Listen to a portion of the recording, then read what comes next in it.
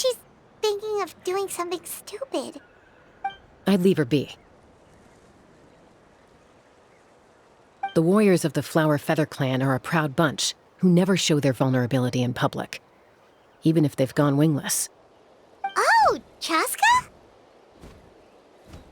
Good to see you again, Traveler and Paimon. Before we carry on, let's get a little further away before Koyer notices us.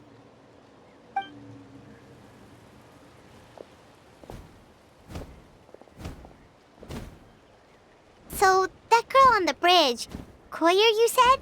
Should she really be on her own right now? With the mental state she's in, it just seems risky. Don't worry. That's exactly why I'm here. Elder Alpa sent me to keep an eye on her. If she does attempt the unthinkable, I'll swoop in and catch her. I doubt it'll come to that, though. She's a fighter. A warrior, in fact. One who aimed for the sky. However despondent she might feel now, I'm confident she'll get through it. Well, in the Flower Feather clan, there's an elite flying squad made up of Kukasaur riders. But it's an extremely selective squad. To become a rider, you need to undergo a trial where you not only demonstrate mastery of the relevant skills, but also win the approval of the Kukasaurs. Very few candidates make it through the process. Koyer has spent years training for her most recent attempt, but unfortunately she didn't pass. So it's not hard to see why she's so upset. Sometimes, after multiple failed attempts to pass the flying tests and win the Kukasaur's approval, people get so disheartened that they give up on their dream to soar the skies. They resolve to quit trying for good. We call those people the wingless. Do they get expelled from the tribe? What? No, of course not. They're still prized warriors. We have a saying, just as the Kukasaur treasures every feather on its body, so the tribe treasures each one of its children. This hits even harder in the wake of the war. All of our young warriors carry the future of our tribe on their shoulders. Besides, every Kukasaur falls from its nest before it learns to fly. It's practically a rite of passage.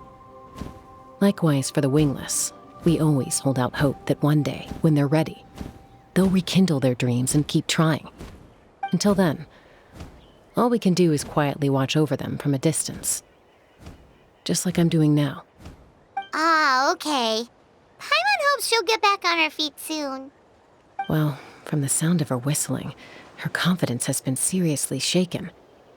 No Kukasaur is going to respond to a call that sounds like that. Yeah, people from my tribe call to their saurian companions by whistling or blowing a horn. So it sounds like Koyer was trying to summon a Kukasaur to practice her flying.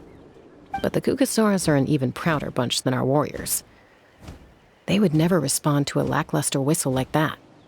First she failed the trial, and now she's struggling to even summon a Kukasaur.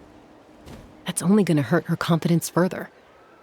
And getting trapped in that vicious circle is the kind of thing that'll make people go wingless.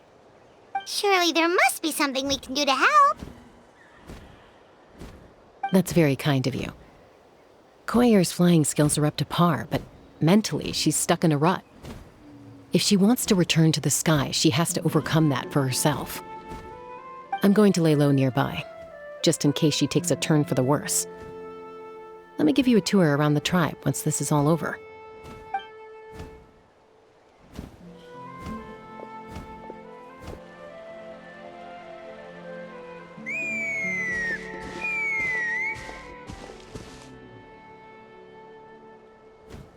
Koyer still isn't giving up. Even though Chasca said that she has to do this by herself, Paimon can't help feeling like maybe we can nudge her in the right direction. What if we could get a Kukasaur to fly up to her? That might give her the confidence boost she needs.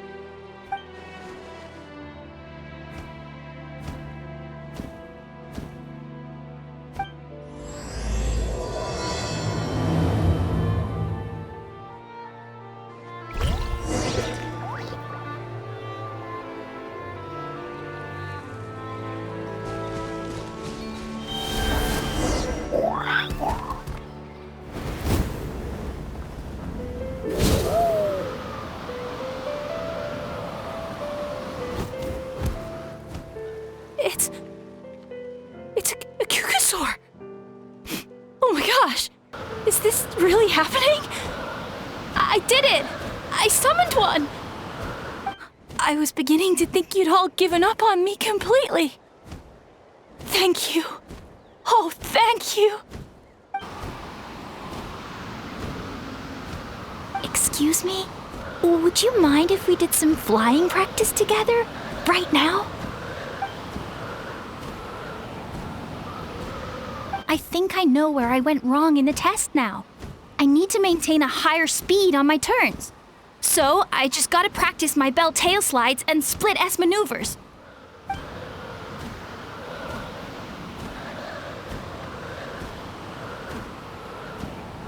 Also, I really want to try some stall turns and cobra maneuvers.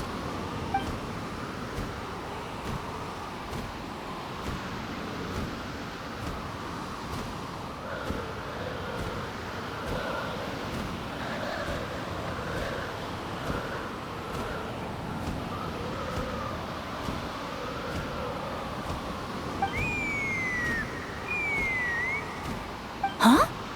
That sounded like a whistle. Is someone else trying to summon a Kukasaur? Hey! Wait! Wait!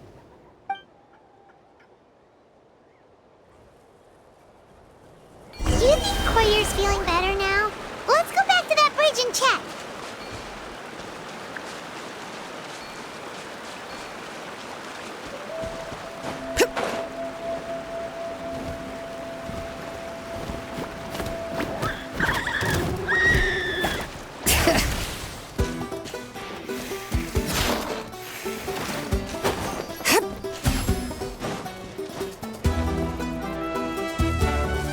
Chasca! I summoned a Kukasaur! They do still respond to me after all! Although, unfortunately, someone else summoned it away again before I had a chance to go for a flight. Oh, really? That is unfortunate. But if you can do it once, you can do it again. Keep at it, and you'll pass the trial eventually. You're right. You know, I almost thought about giving up, but I'm glad I didn't. Hey, Chasca, how's Koyer doing? Huh? Who are you? And how do you know my name? These are my, friends. The Traveler and Paimon. You came up in conversation the other day because I was telling them about up-and-coming warriors in our tribe. Oh, the Traveler, huh? So that's you. What do you mean up-and-coming? I'm closer to being wingless than I am to passing the trial. Anyway, we haven't met before, have we? You look so familiar somehow. Maybe you saw him in the stadium? Or anywhere, really. He's been all over Natlan lately, so it's not surprising that you've seen him around. If you say so. Koyer, Chasca.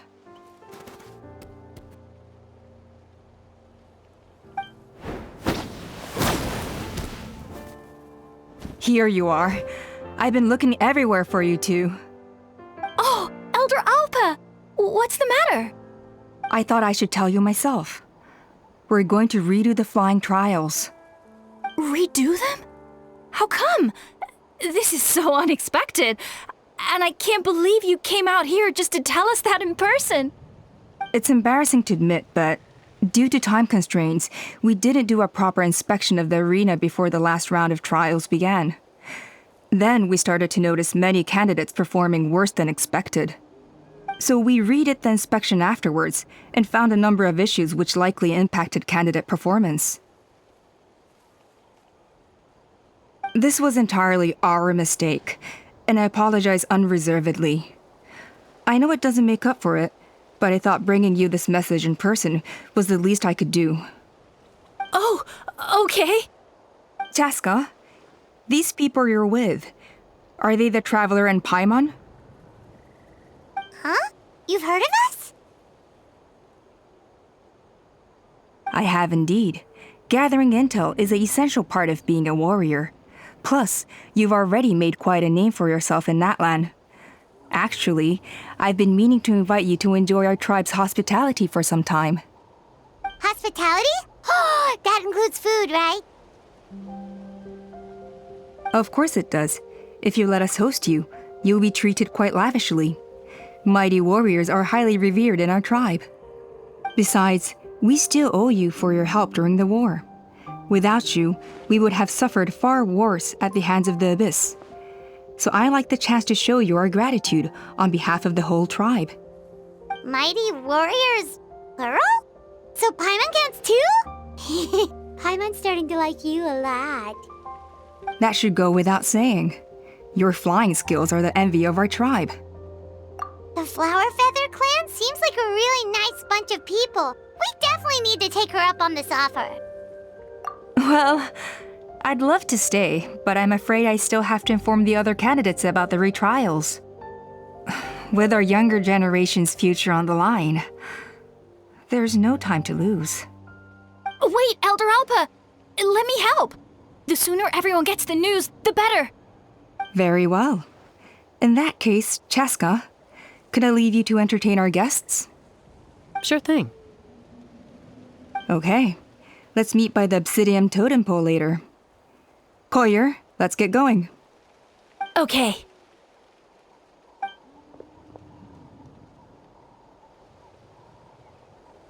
All right, they're out of earshot.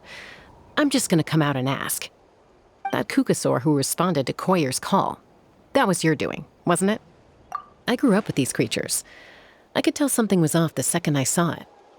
His whole demeanor seemed less like a Kukasaur and more like, well, you. So I figure you must have been pulling the strings somehow. He looked very flustered when Koyer asked for a ride, so I whistled to give him a chance to escape. And judging by the look on your face, that was a welcome intervention, huh? It's all right. If you'd rather your hidden talents remain hidden, I respect that. I won't press you for answers, and I'll keep my speculations to myself. You're the kind of person I'd still trust even if you had superpowers. I know you'd use them for good. I think the ends justify the means in this case. She just lacked confidence, and you helped her resolve her internal conflict. If you hadn't intervened, I likely would have gotten my mom to help out instead. Although, having said that, there's a small chance she might have recognized her and seen through the whole thing. That would have done more harm than good. Yeah. Anyway, if you're free now, how about I give you that tour I promised?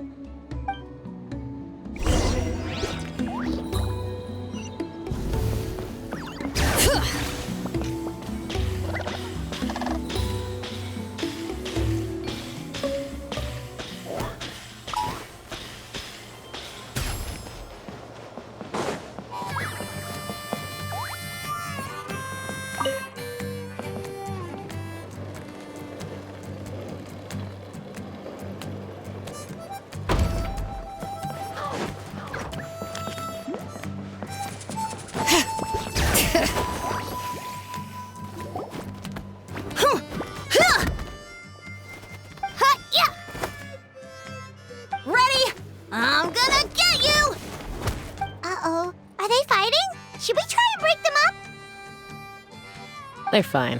Just doing their daily combat training.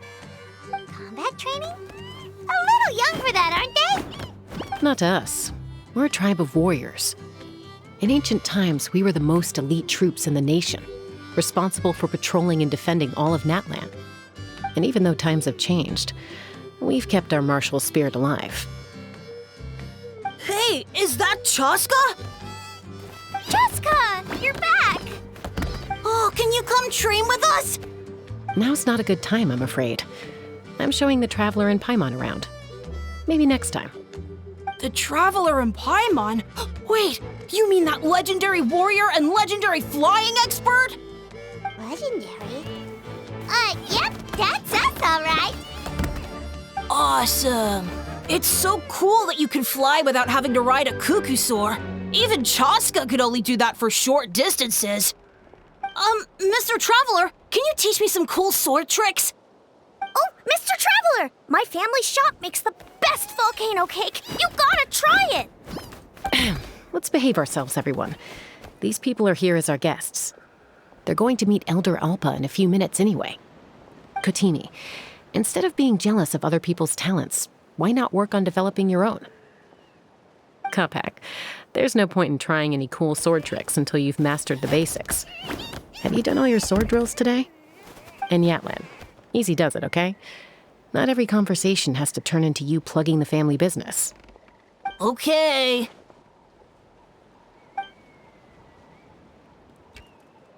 Sorry about those kids. They just got overexcited when they heard your name. I hope it didn't bother you too much. This is a volcano cake that Yatlan forced into my hands. She said to think of it as an apology gift. Whoa, it smells amazing! Traveler, you want some? That's good. Yatlan will be thrilled. By the way, Chasca, those kids really adore you. You're way better with them than Paimon expected. Paimon figured you'd be more... aloof, maybe? Aloof, huh? Well, to be fair, there was a period when I was like that. Around the time when I first joined the tribe. But it's a terrible attitude to have as a peacemaker. It tends to turn situations that could have had a peaceful resolution into a stalemate that can only be resolved by force. Yep, exactly. As long as other options are available, I try to avoid that at all costs. Someone once told me that peace imposed by force will crumble in a matter of days.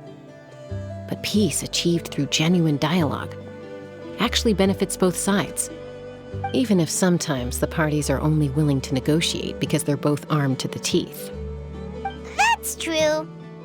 Hey, Chasca! Uncle Cusco knows you're back, and he's coming to get you. Oh, thanks. Traveler, Paimon, got a dash. I'll meet you at the totem pole up ahead. You can't miss it. It sticks out like a sore thumb. Wait, are you running away? First rule of conflict resolution? Grab the fan and run before the you-know-what hits. Trust Chasca to make even running away sound cool. Sorry about this. Just stall him for me, okay? I'll explain everything later. If I could pull off this trick, it'll be so cool.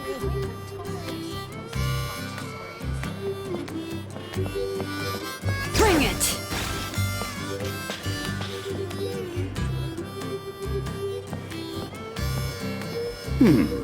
A golden-haired outlander and a white flying object. You must be the traveler in Paimon. I heard Chasca was with you, but I suppose she's run away again, has she? Sorry, who are you? Who am I? Only her father. She's supposed to go for a checkup every 3 months to see how her abyss condition is doing. We both agreed on it. But she's already missed 3 checkups this year. That's 3 out of 4. Yes. She got exposed to abyssal energy as a young child. Then her birth parents abandoned her. It's lucky those wild cuckosaurs found her when they did, or she wouldn't have made it. They took her under their wing and raised her as one of their own. Eventually, some riders out on patrol spotted her and brought her back to the tribe. But she was practically feral at that point. The moment you took your eyes off her, she'd be getting herself into a fight, or she'd run away to be with the Saurians. She seemed to prefer them to her own kind. She might as well have been a Saurian in human form. That must be the aloof period she mentioned, right? We later discovered that her exposure to the abyss had planted seeds of conflict in her heart. So, we started trying to bring it under control. But ultimately, she's the only one who can control it. Anyway, she's much more human these days. Yeah, don't worry about her. She seems pretty stable to Paimon. She's probably only avoiding the checkups because she thinks it'll stop you guys from worrying about her. Yes, I'm well aware of that. She knows she needs to be careful. If her condition ever took a turn for the worse, she wouldn't be brushing it aside like this. It's just, every checkup she's been to, they find new cuts and bruises. Nothing to do with the Abyss, of course. Oh no, that's all fine. The problem with her is she's her own worst enemy. She's been living dangerously again. I'm sure of it. That's why she's avoiding the checkups. She wants to hide it from us. Yeah, Paimon can see her doing that. Oh. In the past, she always had Koichi to keep an eye on her. Now Koichi's gone, and I don't want to lose another daughter. Chasca's been increasingly reckless since Koichi passed. It's like she's trying to make up for it somehow. Next time you see her, please tell her to be careful for me. Even if she doesn't want to hear it. If she doesn't want to do these checkups anymore, that's fine. I just want her to stop putting herself in harm's way.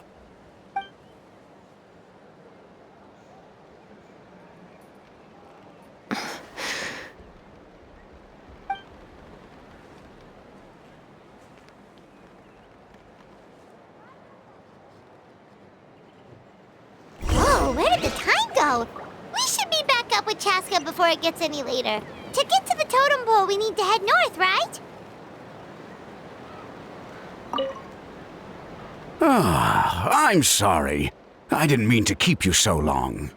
I don't get to talk about my daughters much. Once I got going, I lost track of time.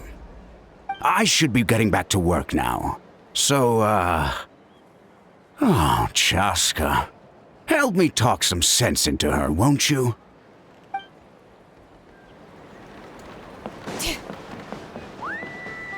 Yep.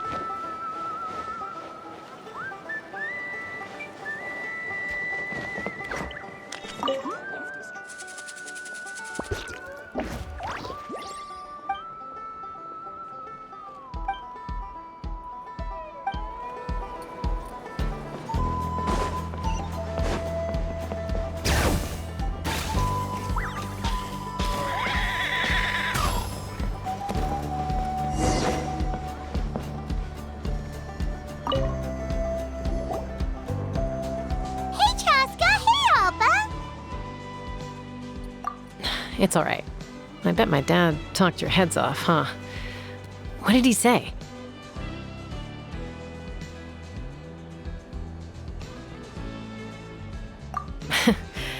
I was sometimes a little impulsive back then. That's putting it mildly. The memories. It feels like it was only yesterday when we brought you back and had Cusco and his family take you in. Back then, no one imagined this feral child would grow up to be the strongest warrior of the Flower Feather clan. Huh? You were the one that brought Chasca back to the tribe? That's right. Elder Alpa was already a veteran rider by then. She spotted me while patrolling from the skies and tracked down my Kukasaur mom. Mom agreed it was time I tried to re-enter human society. But I didn't know the first thing about being civilized. I clashed with everyone who had to deal with me. And look at you now, renowned throughout the land as a peacemaker. How time flies. When the day comes that I can't fly anymore, it will be up to you to look after our tribe and our flying squad. You know me, though. I'm not a natural commander. I'm better off as a lone wolf on the front line. So stick it out at least a few more years, okay? Give Koyer and the others time to come into their own. Oh, stop. Wait, so isn't the leader just the strongest warrior in the tribe? At least Paimon figured that's how your tribe would work. Strength is certainly a core tenet in the Flower Feather clan. But strength means far more than martial prowess alone. If it all came down to individual strength, I'd struggle to call myself a warrior, let alone a member of the flying squad. Any fighter in the tribe could take me down. Well, sorry to disappoint you. It was something I aspired to at one point. So much so that I went adventuring in the Cinder City, Ochkanatlan, to try and prove myself. But it was foolish of me. I wasn't ready. I came back empty-handed and seriously injured. The fact that I survived was something, I suppose. But after that, I never seriously considered myself a strong fighter. And yet, you still managed to become the leader of the flying squad, thanks to your experience and determination. All while battling those old injuries. Don't you think that's a display of strength in its own right? Let's shelve this discussion for now. Traveler, Paimon, there are some simple refreshments on the table. Please help yourselves. Yes! Paimon was waiting for that part. They were for the snack stomach. The refreshment stomach still has plenty of space.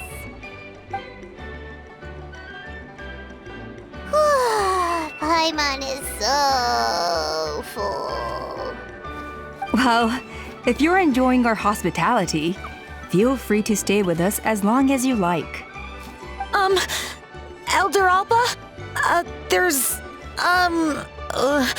Something's come up.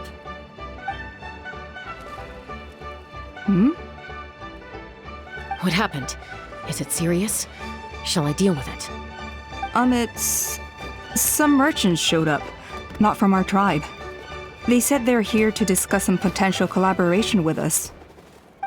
Why now? This is terrible timing. There are a few wingless that we haven't managed to reach yet, and we still haven't inspected the retrial arena.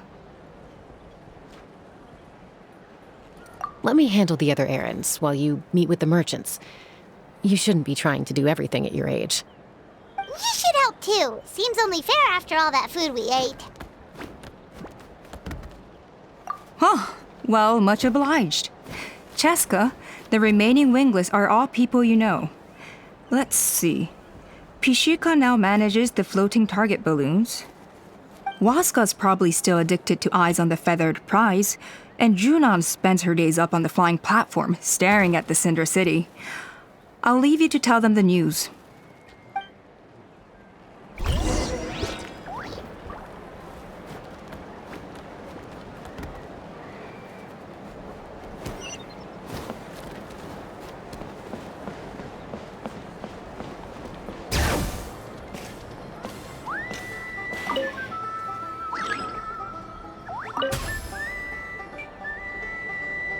Are you sure you don't want to reconsider, Pashika? I appreciate it, boss. But honestly, I'm pretty happy with my life nowadays. Pashika, they're redoing the flying trials. Huh? Mutona? Ah, did Alpa send you? I was just telling Pashika the news, actually. The way things are with the tribe these days? I mean, you don't need me to tell you. This here is no future for a seasoned warrior like you. Ah, come on, boss. Do you have any idea how long it's been? I've been wingless for years now. I'm not cut out for that anymore. Of course, I'll do my part if we ever need to defend the tribe. But there's really no point in me trying out for the flying squad now. I've already made my peace with it. Not everyone has what it takes to return to the sky after going wingless. Elder Alpa's perseverance is something else. And it's okay if I'm not destined for greatness. I might not have the Kukasaur's approval, but with my hot air balloons, I can still reach the skies. Handling these balloons every day, seeing how the customers react, the looks on their faces, that's enough for me. Finding something you love doing can be just as hard as passing the flying trial. It's worth holding on to. Fair enough. It's your choice. I won't force you. Oh, by the way, you should try taking a balloon ride if you've got the time. Once you've been up there for yourself, you'll see why I love it so much. No problem. If you ever want to give it a try, you know where to find me.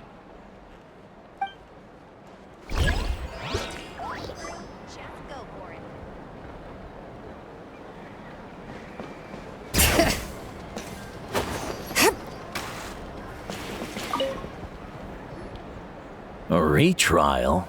What's the point? I pretty much treat life like it's a game. No Kukasaur is ever going to approve of that, no matter how many times I try. Waskar, I can assure you, Kukasaurs wouldn't judge you for something like that. Well, they must be judging me for something. Maybe I lack fighting spirit, or just don't have the talent. Not everyone's a natural like you. Don't waste your time on me. You'll have better luck with the ones who still have their heads in the clouds.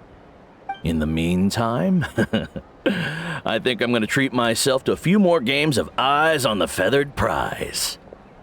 Yeesh, there's wingless, then there's being a total lost cause. He used to be a fierce warrior, actually. But fighting spirit alone won't win you the Kukasaur's approval. Are all Kukusaurs so strict? The ones in floating target balloons and Eyes on the Feathered Prize seem pretty chilled out. It's one thing to hang out and have fun, but quite another to take to the skies with a human life on your back. Giving a ride to someone who's unqualified endangers not only the rider, but also the Kukasaur themselves. If the rider makes a mistake, they both suffer the consequences. So we have a mutual understanding with the Kukasaurs. If someone isn't up to standard, we have to reject them. Even if it means breaking their hearts.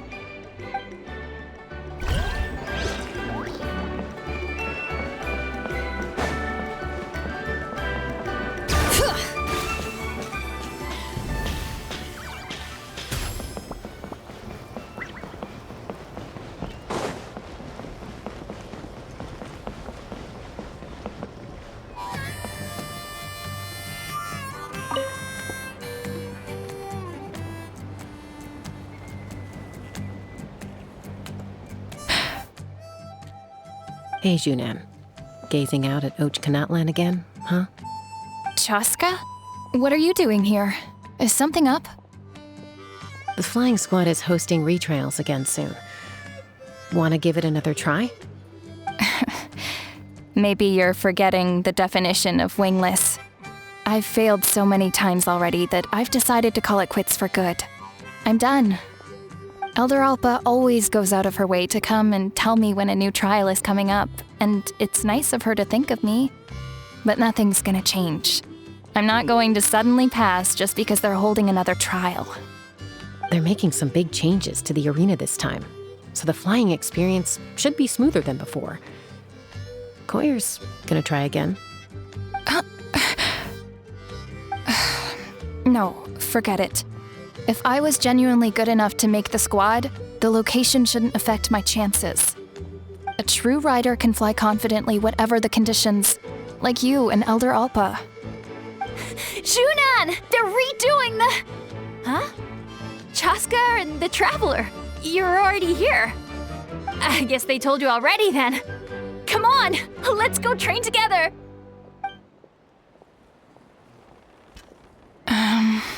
I'm gonna sit this one out. What? Why? But you've always looked up to Elder Alpa.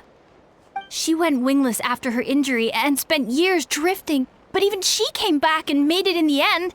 If she can do it, why can't you? I mean, I don't have that kind of perseverance. And besides, the last thing I want to do is fail in front of her yet again. Oh, come on. You know you don't need to worry about that. All right, well, how about we just treat this as you being my mentor? Then will you train with me? I mean... Enough umming and ahhing. Let's just get up in the air and figure it out as we go. Wait! Hold on, slow down. I can't keep up. Well, that's one way to do it. They've been best friends since they were kids. If anyone knows how to get Junan out of a rut, it's Koyer. You helped Koyer deal with her internal conflict, and now she's done the same for someone else. You know, people often talk about how one conflict leads to another and so on. But sometimes in life, things spiral in a good direction instead.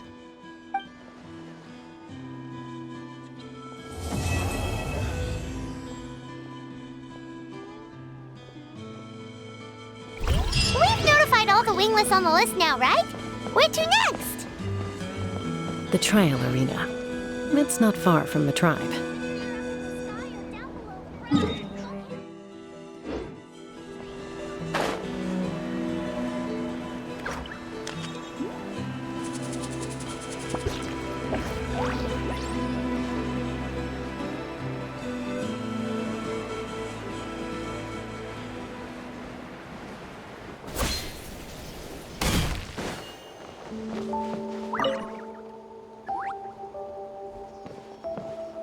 Oh, hey there, Chasca. Did Elder Alpa send you? Yeah, she's got other things on her plate right now. How are things looking here?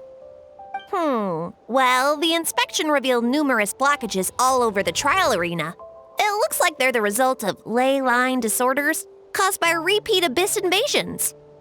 Theoretically, we just need to clear those obstacles, and the arena will fill up with gaseous phlogiston again. But that's proving difficult to achieve in practice, for all sorts of reasons. Why don't you head on down and check things out for yourself? Feel free to ask the staff for more details.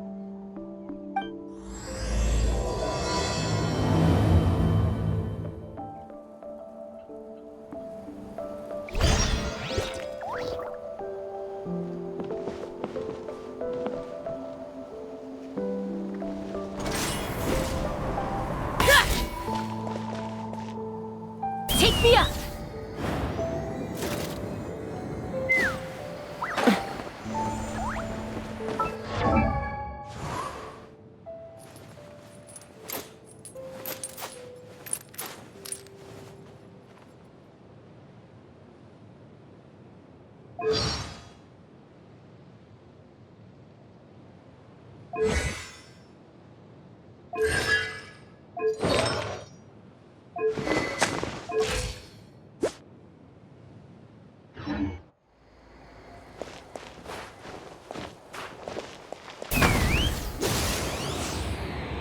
Open fire!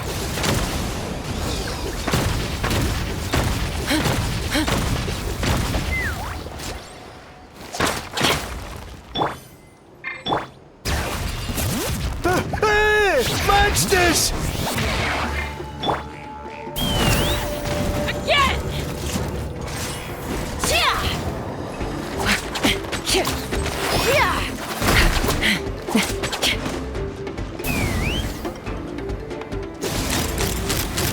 Locked on! Locked on! I thought I was done for. Oh, this spout should be good now. Thank you very much.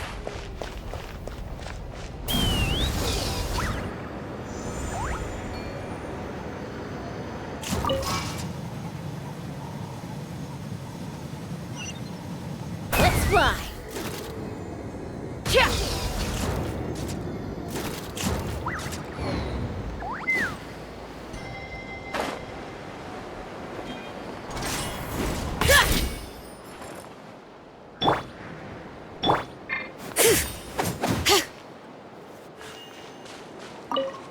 This is crazy.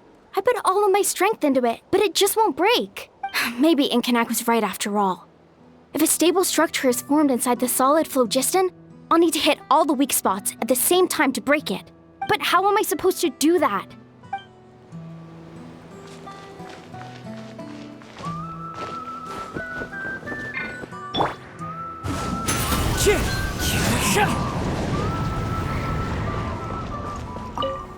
Ah, so that's how you do it. Amazing!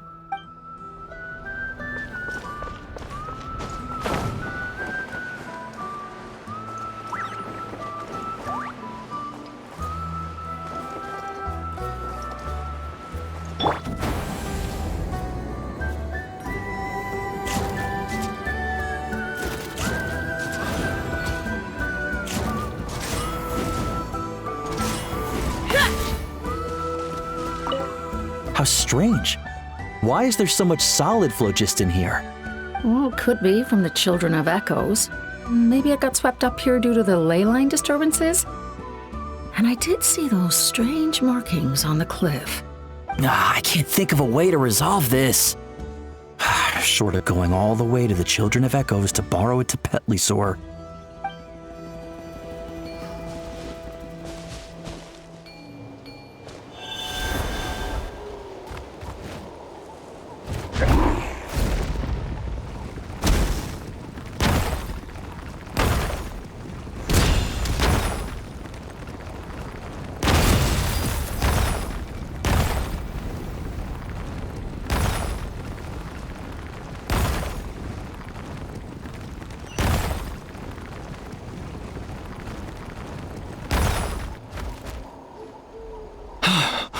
Oh, are you here to help? Thank goodness. There's no way I could do all this by myself. So the blockage here has to be cleared using a special bomb, but carrying explosives up that steep slope would be a recipe for disaster. If I dropped it or slipped and fell, I'd be blown to bits in an instant. So, my plan was to transport the bomb to the other side, then send it over in a hot air balloon. All I need now is for someone else to strike the balloon at the right moment, dropping the payload right on top of the spout, and problem solved. What do you think? Simple enough, right? Huh? Oh, that one.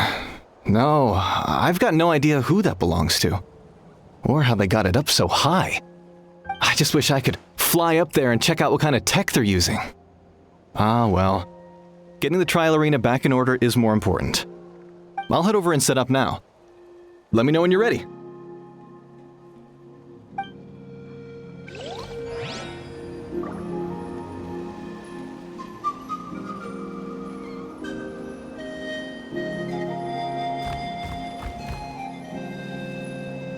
All right! Get ready!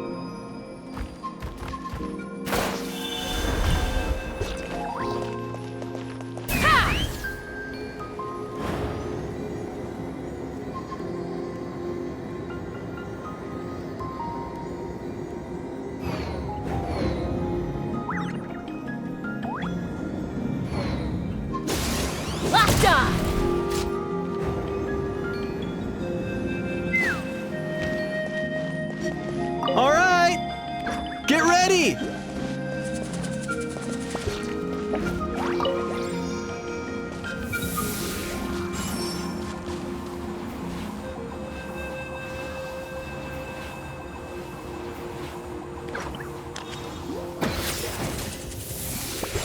The gaseous phlogiston is being replenished. Looks like all the spouts have been unblocked. Let's head back up.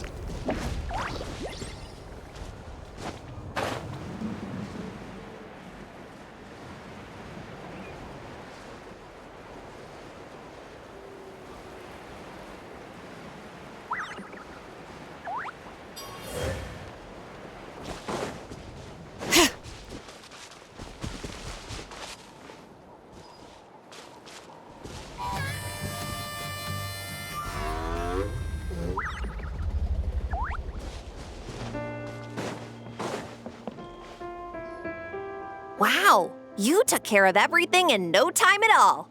Incredible work. Now we just have to wait until the gaseous phlogiston is fully replenished. Then we can kick off the retrials. Actually, Inkanak, I'd like to do a test flight first, just to make sure we're not missing anything. Could you arrange that for me? Huh? But you only just finished getting the arena ready. There could still be other hazards we're unaware of. All the more reason to have me test it out. Think of it as another inspection. I guess you're right. With your flying skills, you won't be in any serious danger, even if there are hazards we overlooked. The conditions in this area seem a little unstable, but a test flight is the only way to catch any lingering issues. All right, I'll get things set up for you. Just let me know when you're ready.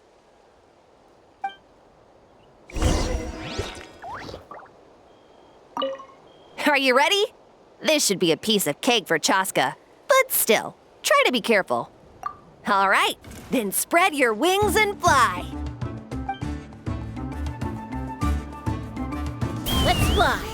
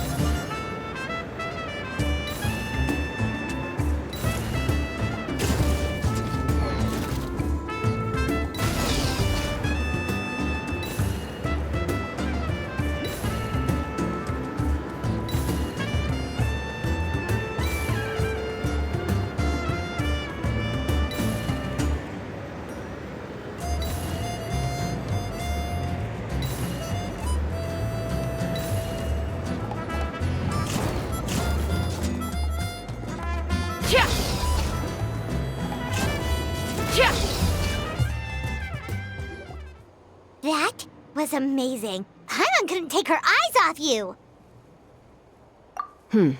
No, nothing major. Give it a few days, and we should be able to conduct the trials. Help!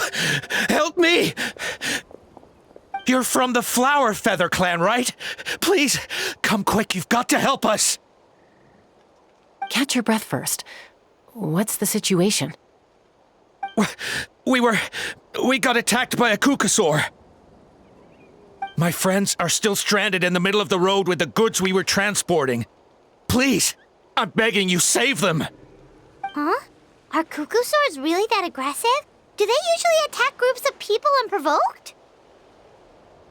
Not in my experience, but there are exceptions to every rule. Let's go check it out.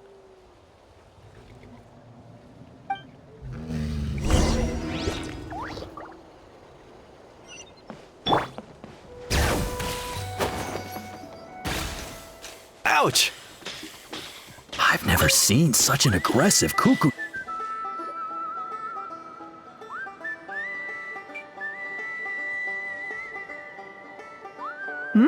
Chasca? Traveler? This is a surprise. Elder Alba? Huh. So, where's this aggressive Kukusaur we've heard about? Already flew away. Looks like it backed off once it realized that reinforcements were coming. So why do you think it attacked these people in the first place? Was it after the food? No. These merchants are even transporting food. Ah! Thank goodness! The phlogiston wings are intact! Phlogiston wings. Thank you so much for coming to our rescue. These phlogiston wings are our most prized goods. If anything happened to them, it would ruin us. Wait a minute. Are you the merchants that were looking to collaborate with us? Wormy told me about you. Yeah, that's us. So I take it you're Elder Ulpa? I am. You must be exhausted from your journey, not to mention shaking up from the attack. Let me bring you back to our tribe to rest. We can talk business after you've recovered. But Elder Alba, what about the Kukasaur attack? Well, our guests here weren't seriously injured, and their goods are intact. Perhaps that Kukasaur was just having a bad day. There are so many of them around here. You'd expect something like this every once in a while. I don't think we need to pursue it any further. More importantly, how are the preparations for the flying trials going? Is everything in order over at the arena? Huh? Did you say flying trials? What a coincidence! Sounds like a perfect use case for our phlogiston wings. You'll be pleasantly surprised by what they can do. Oh, really? Now I'm intrigued. Well then, let's forget all about this Kukasaur attack for now. We have some serious business to discuss.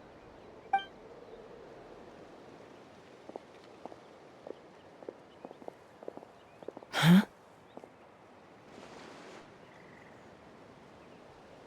So that's it?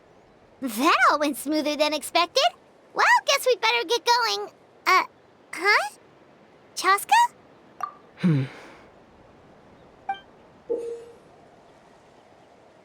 A blood-stained feather.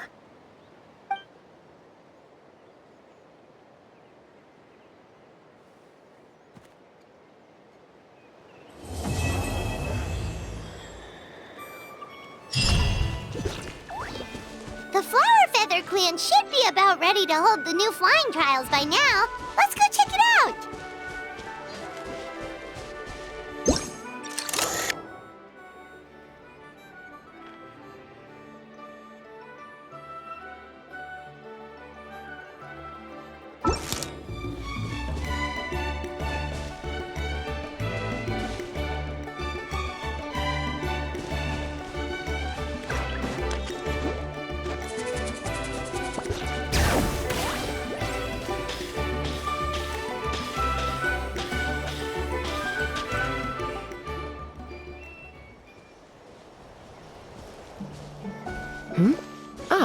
Traveler and Paimon.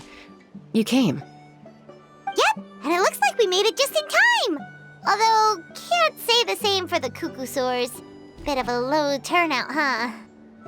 Yeah, you'll see why soon enough. All right, get ready. 3, 2, 1, fly! Whoa! We're really flying!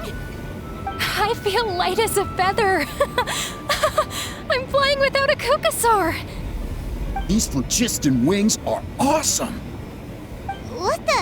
What's going on? Paimon can barely believe her eyes. How did they fly all on their own? The merchants we ran into that day were selling a product called phlogiston wings. It's a flying machine worn on the back. To operate it, you just use a handheld trackball that controls the flow of gaseous phlogiston. That's incredible. Yeah. If our tribe, if Natlan mass adopted this technology, it would revolutionize our mobility and responsiveness in times of crisis. Just think of the countless tragedies that could be averted. I feel like I'm dreaming.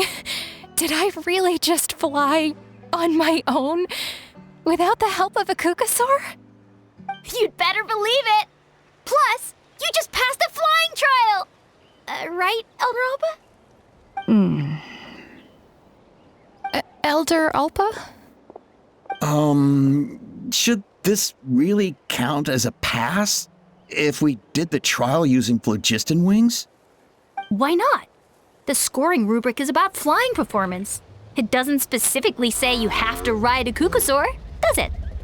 Yeah, maybe, but... I mean, even Chasca had to ride a Cuckoosaur in a trial, right? And the whole point of the trial is to test both your flying technique and your ability to work with a Saurian companion.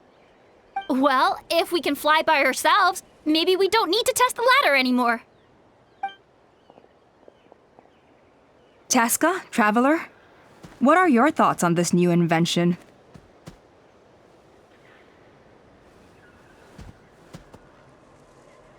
You see? Even the Traveler agrees.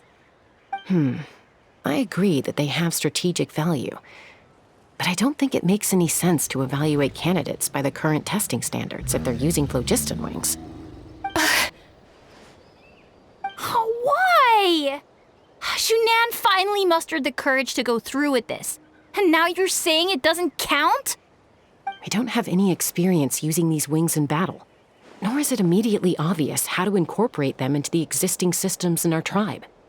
Taking a longer-term perspective, I think we need to start by getting thoroughly acquainted with how these things work. Then we can develop a new trial format with new assessment criteria, tailored to candidates using the phlogiston wings. You all raise valid points. But Chasca, while your proposal sounds perfectly reasonable, it would probably take years to put it into practice. We lost so many people in that war. These phlogiston wings could be exactly what we need to strengthen our forces and boost morale in this trying time. And as for real-world battle experience, there will be plenty of opportunities to gain that. I have high hopes for you, Junon. Huh? Hey, stop staring into space! Say thank you! Oh, thank you. Thank you, Elder Alpa. You have nothing to thank me for. Remember, the way you got your wings back was by relying on yourself. Oh, Elder Alpa! Bad news! Cuckoosaurs are attacking the merchants again! Again? Okay, everyone, stay put while I... Huh? Chasca?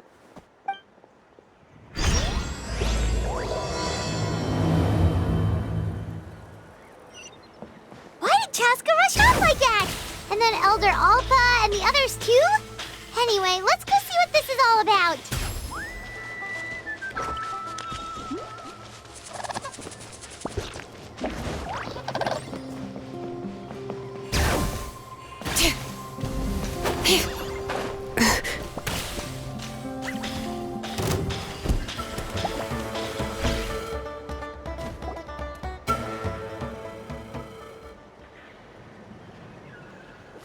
Oh, it's back! It found us again! Run! Get out of here!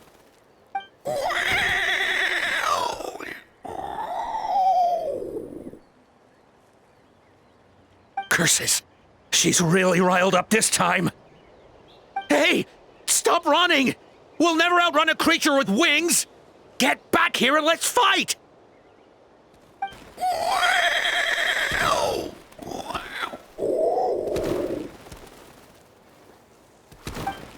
Stop! All of you! Chasca! Oh, wonderful! Quick, get rid of that thing!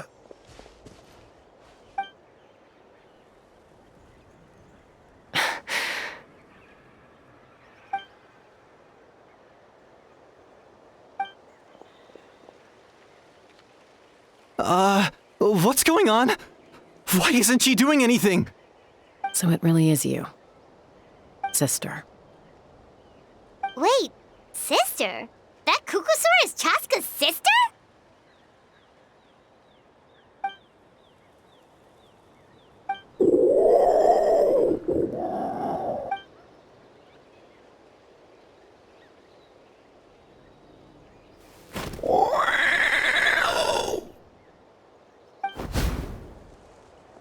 Koya, wait!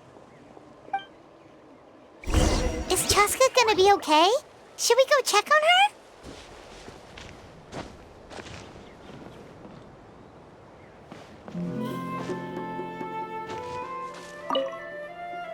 her? Is everyone all right? We're okay. No serious injuries. Thank goodness you all got here just in time.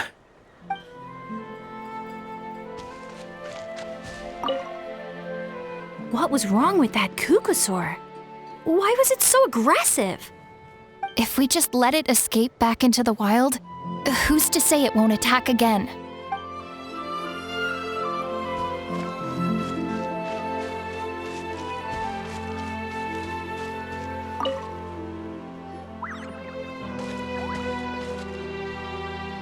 Chasca, are you okay?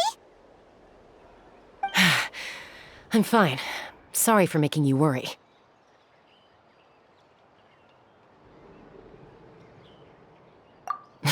No point.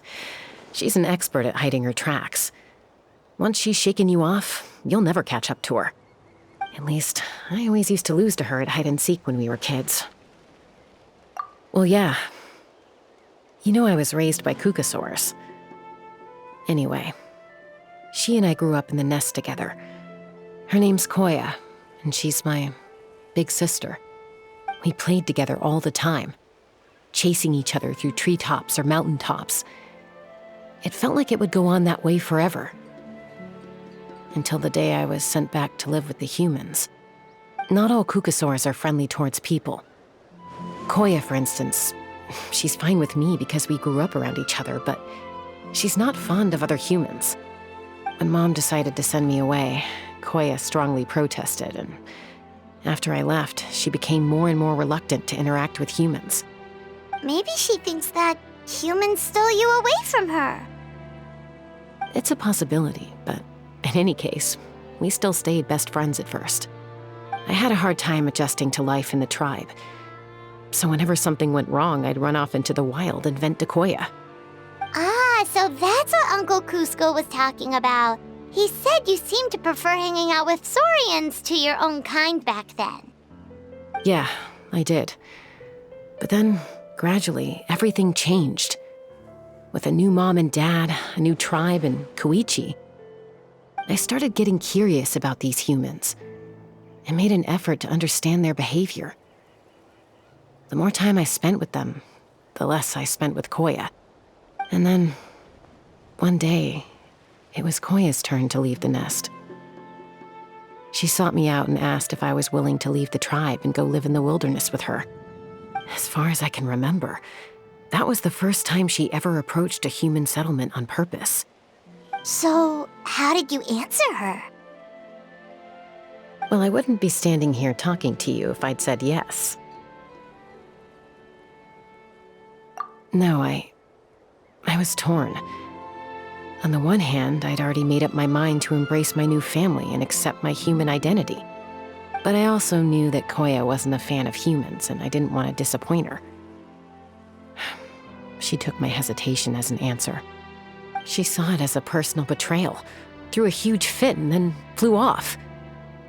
We hadn't seen each other since, well, until today. Not for a lack of trying, though. I tried asking Mom where Koya's new nest was so I could talk things out with her. But Koya had already asked Mom not to tell me where she'd moved to. It must be hard for Mom, being stuck between her two daughters. So I didn't press the issue. And I didn't go looking for her. If things carry on like this, I need to make sure I find her before anyone else, even if she doesn't want to see me. For now, let's bring the wounded back to the tribe, and see what Mutota and Elder Alba have in mind.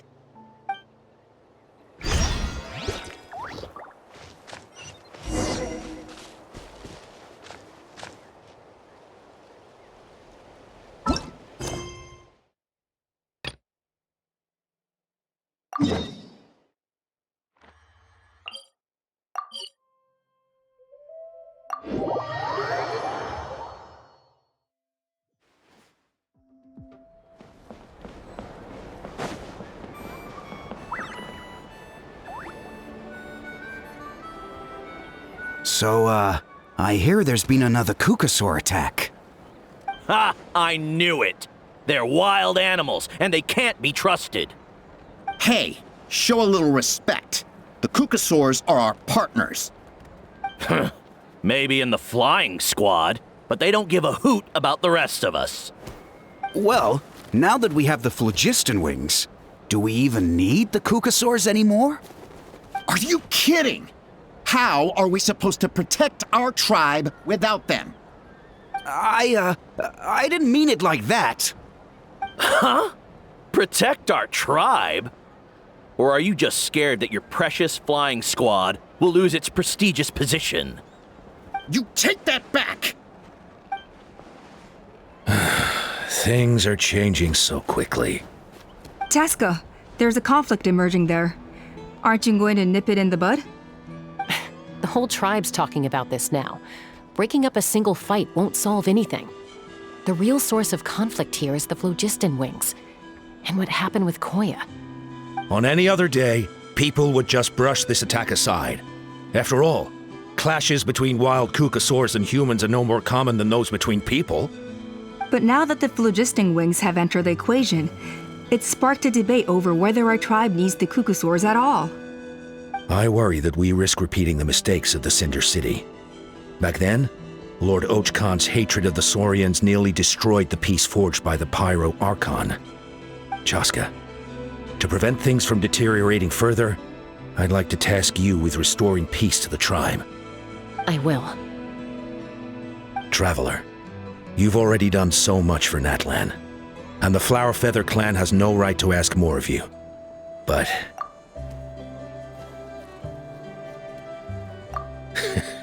looks like I was making a mountain out of a molehill.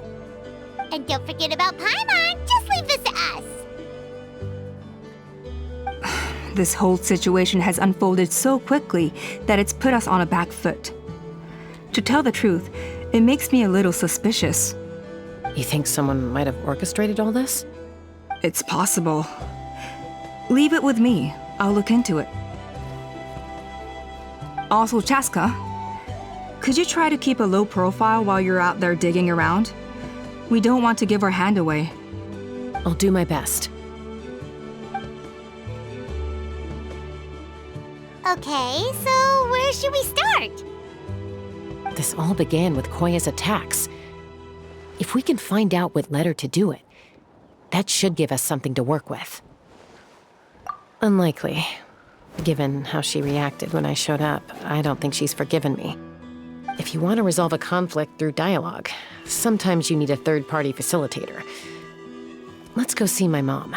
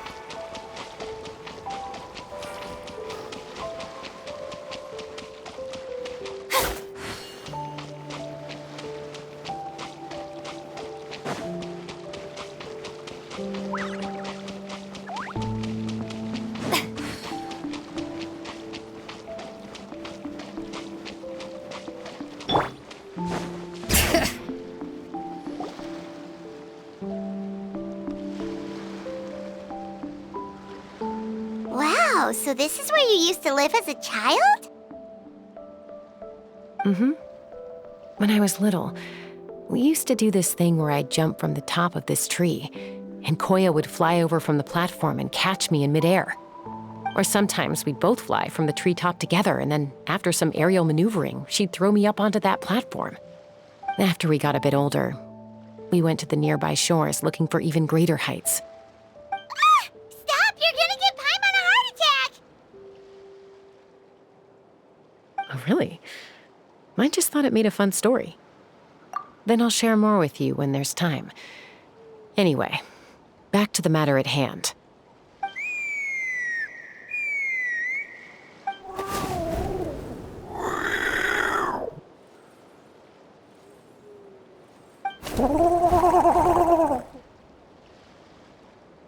Hey, Mama Bird, I'm back. My last visit was only a week ago, wasn't it? See? I visit you more than I visit Papa Cusco. I brought a couple of friends with me. These are the Traveler and Paimon. Traveler, Paimon, this is my mom. Her name is Chimpu. In the human tongue, anyway.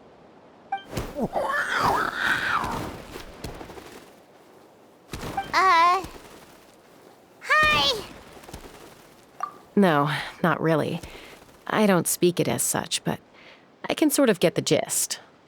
Although only with Mom and Koya, since I spent my formative years with them. Even then, it's basically a best guess based on their sounds, body language, and expressions. Seems to work about 9 times out of 10, anyway. As for whether Mom understands me, I can't always tell. But somehow we still manage to communicate. Call it the family bond, I guess.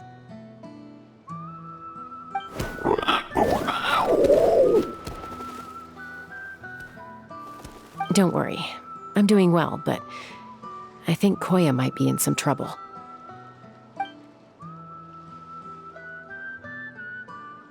I know she's never been a fan of humans, but she's never deliberately attacked them before either. What's behind this sudden change?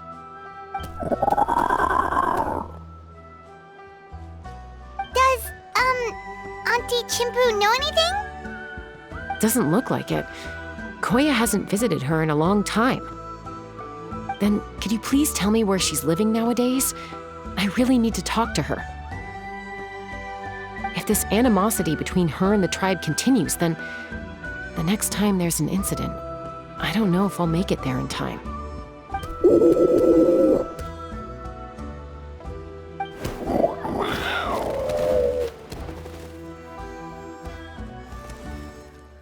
She said she'll take us there. Thank you, Mom.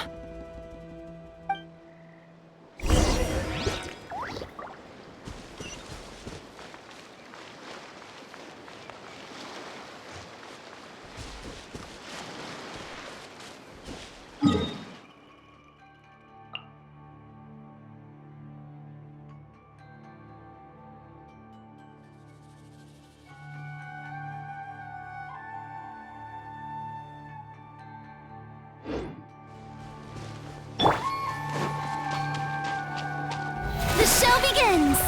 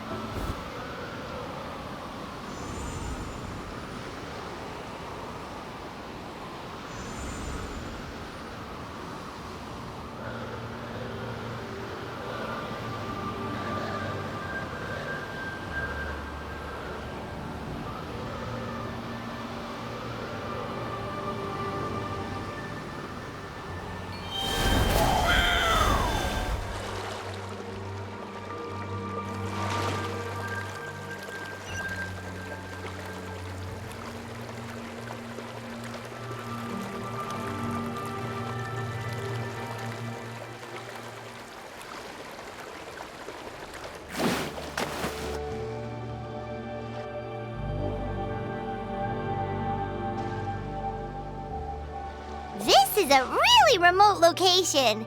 Guess she was trying to get as far away from humans as possible.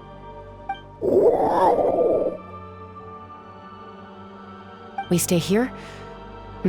Okay. Got it.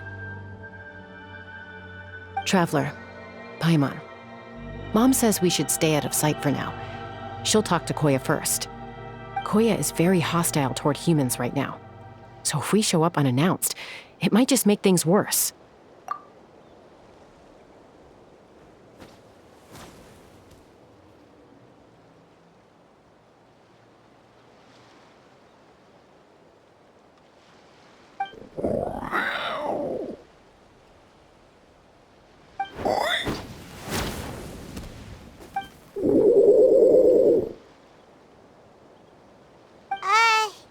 Any idea what they're saying? Sounds like things are more complicated than I imagined. There's evidence in this area suggesting that Koya might have been the victim of a human attack.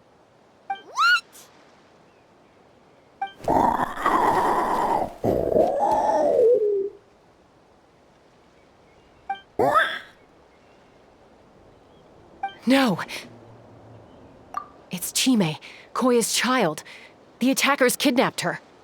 They came over the sea, under the cover of night, and they took Chime. What the heck? Who would do such a thing? I searched day and night, and finally found them.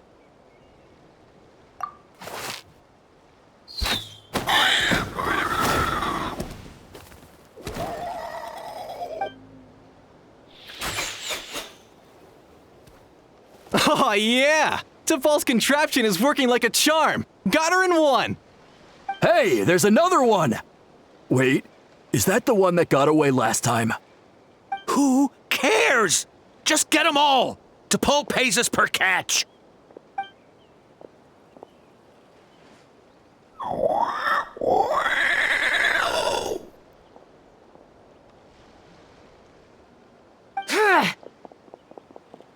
Chasca! Chasca? How do you get here? Quick, stop her!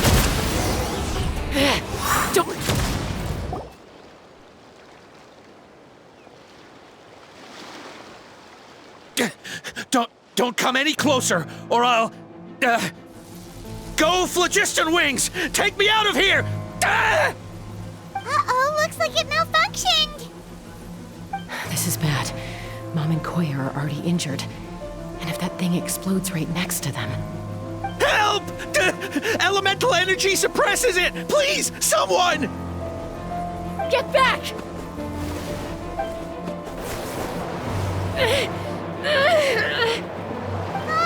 It's still going, and it's getting worse. Guess we need a more permanent solution. All right then.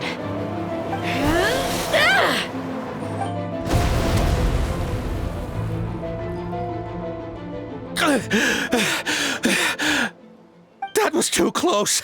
I thought I was gonna die.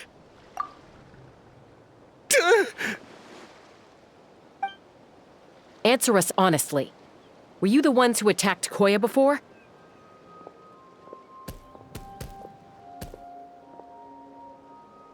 I am... No, it was...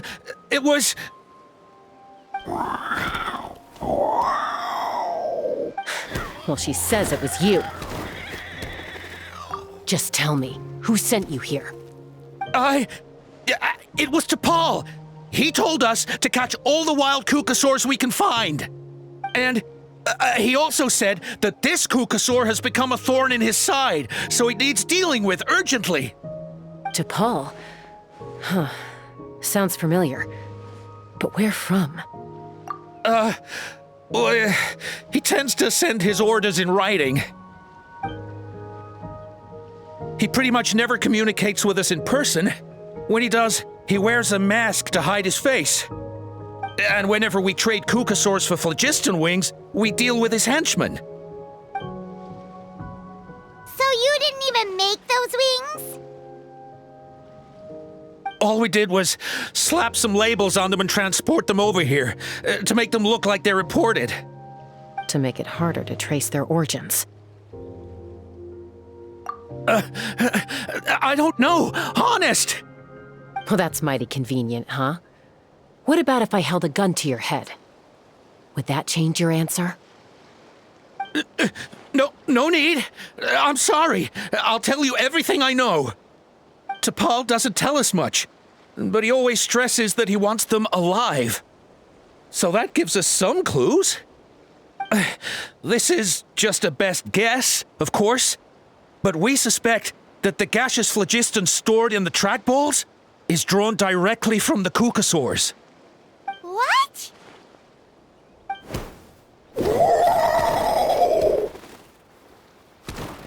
Easy now. You're still injured. Hey, keep talking. Yes, ma'am. So, the gaseous phlogiston has to be highly refined in order to power the phlogiston wings. The slightest imperfection can have disastrous consequences, as you just witnessed. But the Kukasaurs have a natural ability to process gaseous phlogiston.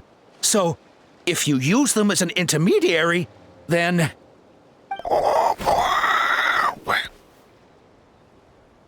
That's enough. So the Kukasaurs you took, where are they now? T'Pol should have them. But no one knows where he's based, apart from him and his henchmen. We've tried looking for it ourselves, even followed them a few times. But we always end up losing track of them. Random thought. Maybe they're hiding up in the sky? T'Pol. I'm sure I've heard that name. Maybe it was... Chasca! Traveler!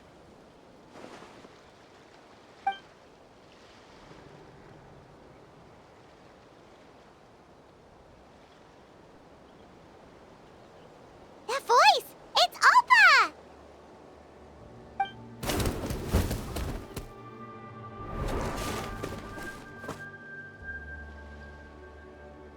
Elder Alba? What brings you all the way out here? Well, I was patrolling nearby when I heard the sound of an explosion. What's going on?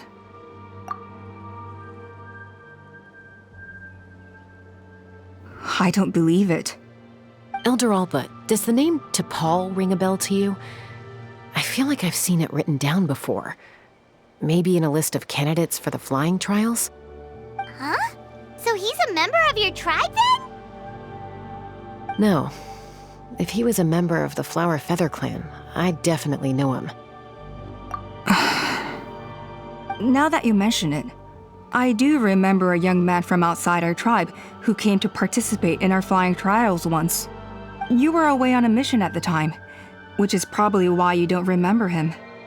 He was a craftsman from the Children of Echoes, but he'd always dreamed of soaring the skies, so he wanted to join our flying squad. The Children of Echoes? That's rare. But despite his best efforts, he unfortunately failed to pass the trial and gain the Kukasaur's approval. In the end, he went wingless and returned dejected to the Children of Echoes. Wingless, huh? Maybe he invented the phlogiston wings to get revenge on the Kukasaurs. Perhaps. Or maybe it's simply his way of dealing with his regrets over his past flying endeavors. Either way, it doesn't excuse his abuse of the Kukasaurs. I'm gonna take these guys back and expose the truth to the tribe. It's time for this conflict to end. Easy, Chasca. Remember what I said about keeping a low profile?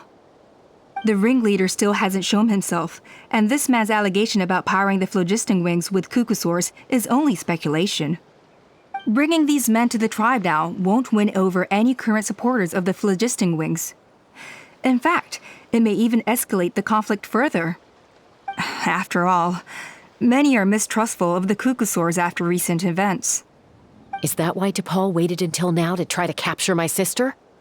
I don't know.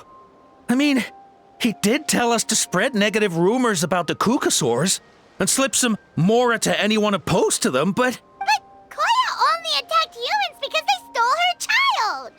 Nevertheless, we will be hard-pressed to change people's minds while emotions are running high.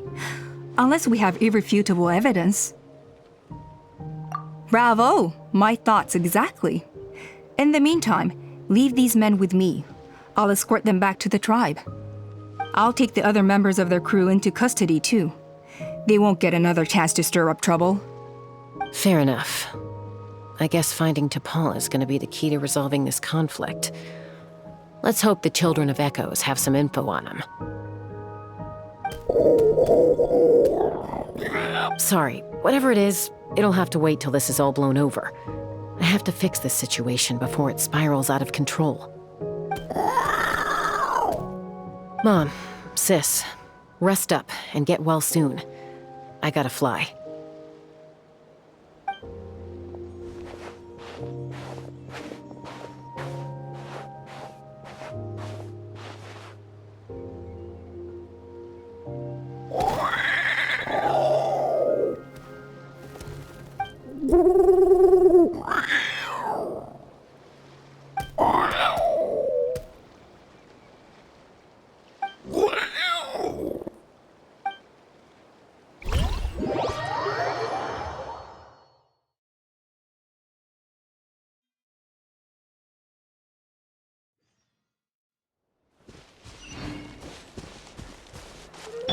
Bring it!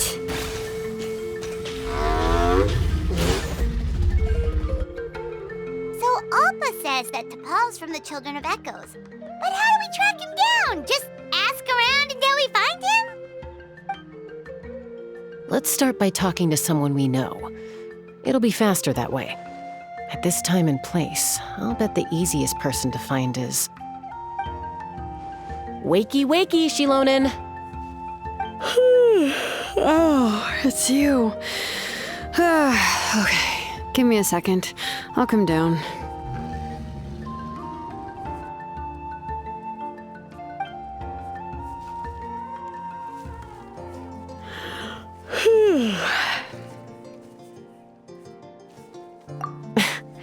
I climb trees to fly further and see farther. I don't usually stop for a nap. Well, we're not all like you. Always full of energy, even after flying around all day. Yeah. So, you've come all this way and interrupted my precious nap time. Might I inquire as to, why? I'm sorry, Shilonen, but it couldn't wait. Does the name T'Pol mean anything to you?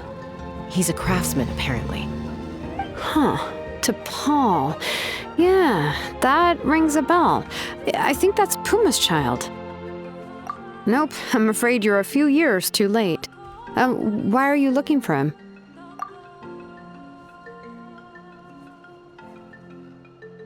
Huh, phlogiston wings. Wow, okay. The kid actually pulled it off. Well, looks like no more rest for me today. Pulled it off?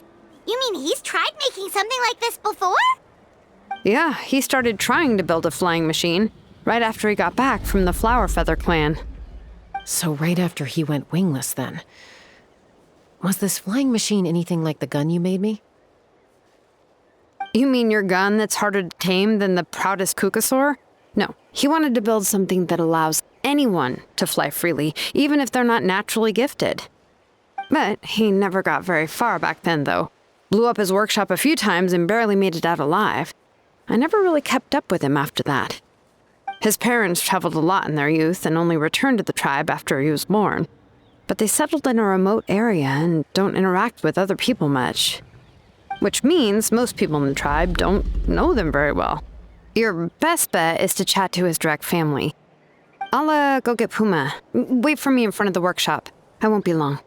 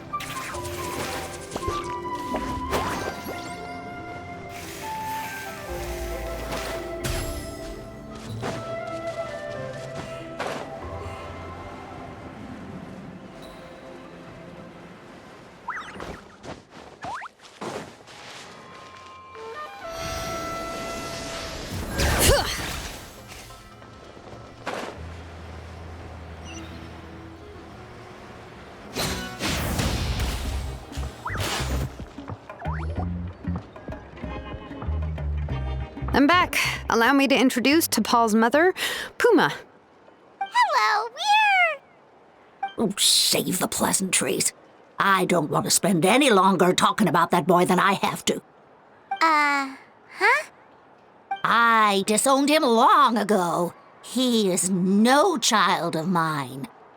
All he cared about was his pipe dream of reaching the sky. Oh, we tried to talk sense into him, but he was obsessed. And then when he left us, he spouted some nonsense about building a workshop in the sky to avoid the constant criticism of us ground dwellers. He left his notebook behind. Whatever questions you have, you can look for them in there. I am done talking about him.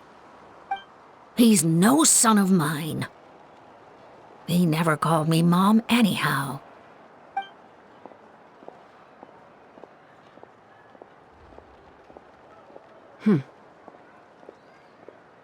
Wow, they've really fallen out. Paimon sure wasn't expecting that. Her husband, T'Pol's father, he passed away recently, and T'Pol didn't even bother to show his face at the funeral.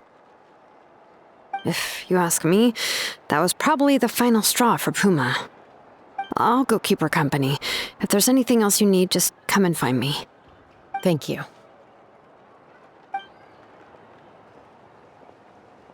Okay, so this notebook is the only lead we've got now, right? What's in there?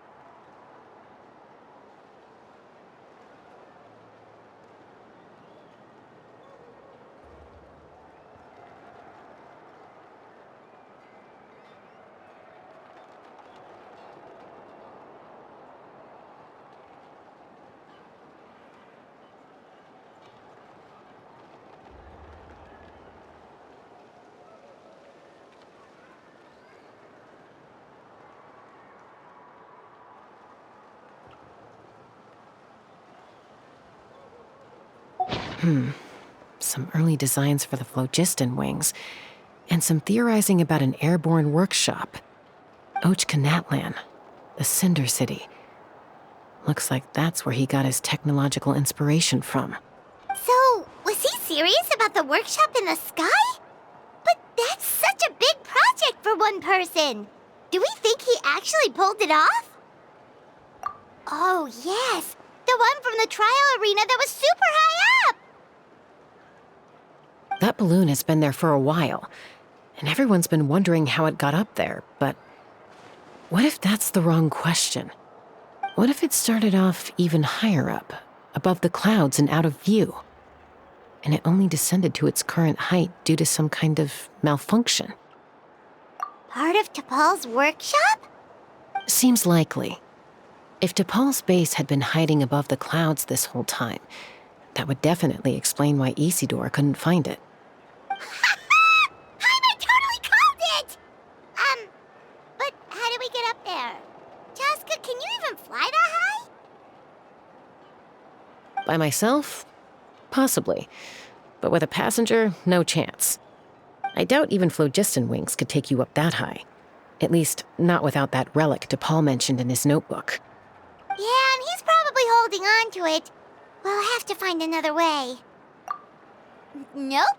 That's way beyond Paimon's altitude. Also, would you really expect Paimon to go up there and take on T'Pol all by herself? Let's not worry. Just because we can't think of a solution doesn't mean no one else can. I'm not the only flying expert in my tribe, you know. Oh, good point. We should go ask Elder Alpa. And Mutoda. He was quite the flying ace back in the day, too. Let's head back and see what they suggest.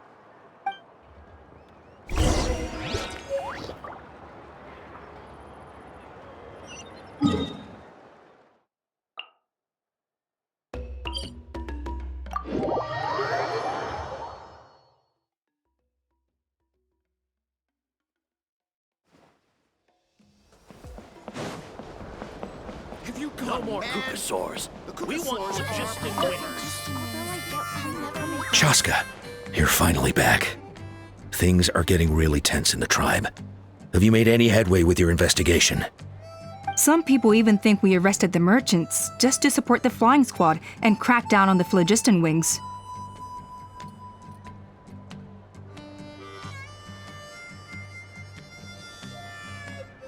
We found some promising leads, but there's a major obstacle standing between us and the irrefutable evidence we need. A relic from the Cinder City? So Och Khan's still managing to sow discord, even after all these years. An airborne workshop and a hot air balloon above the trial arena. And that's where you're trying to get to now? Neither phlogiston wings nor a Kukasaur can take you that high up.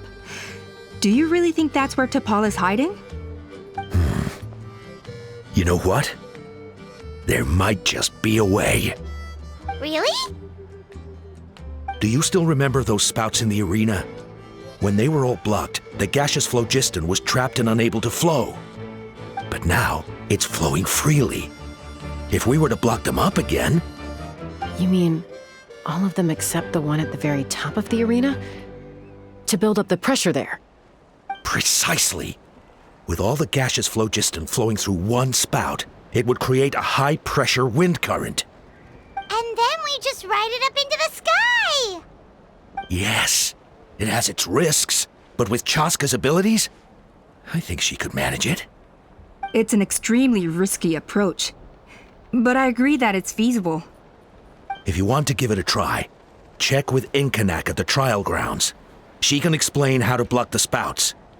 Chasca, if anyone has a hope of seizing this evidence from the high heavens, it is you. We want phlogiston wings. Bad-mouthing the Kukasaurs, going a step too far.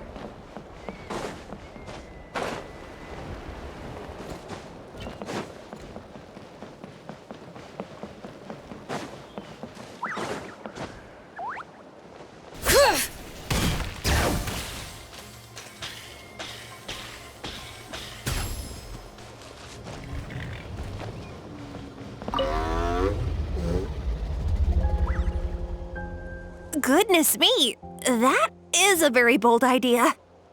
Maybe so, but we have to act fast. What's the quickest way for us to block off the spouts? From a technical perspective, I'd have to advise taking some measurements and carefully planning this out first. But I'm guessing that's not what you want to hear.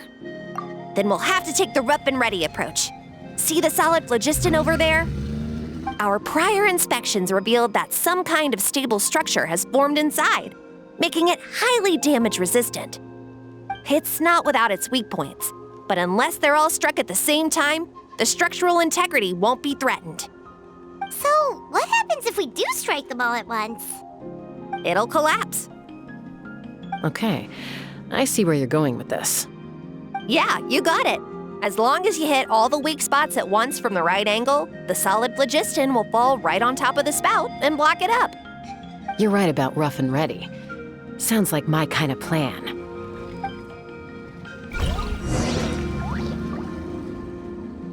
Take me up! Giddy up! Look! There's a chunk of solid phlogiston right over that spout!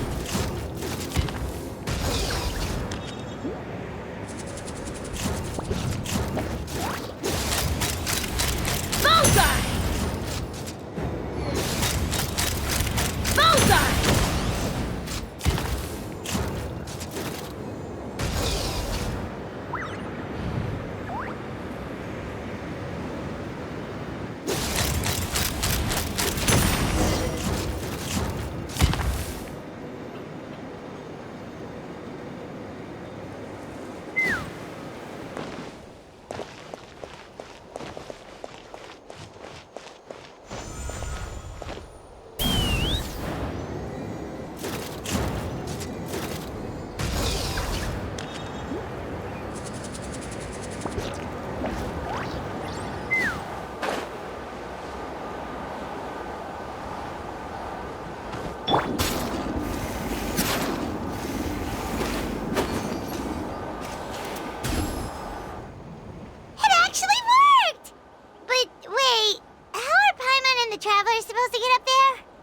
Koya can give you a lift.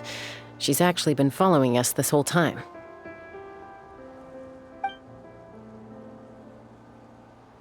Wow, Paimon didn't notice at all. Well, probably because she didn't want to get too close to humans. Or maybe just me. But right now, we need her power.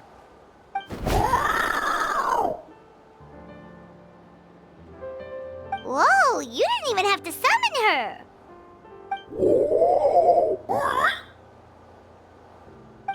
Yes, up there. That's probably where Chime is. All right, let's go have a little talk with this T'Pol.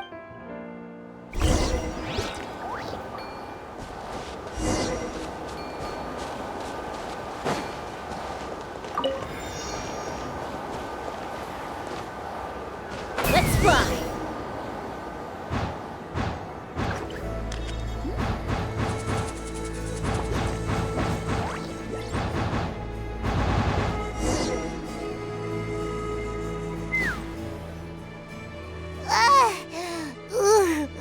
Haven't ever flown that fast before. She feels so ready to throw up. Aha.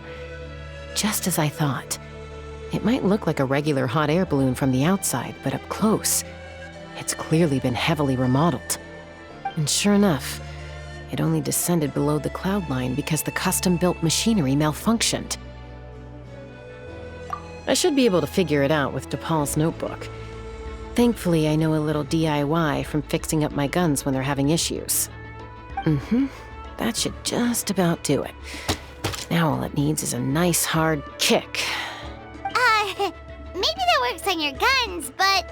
Huh? We're really moving!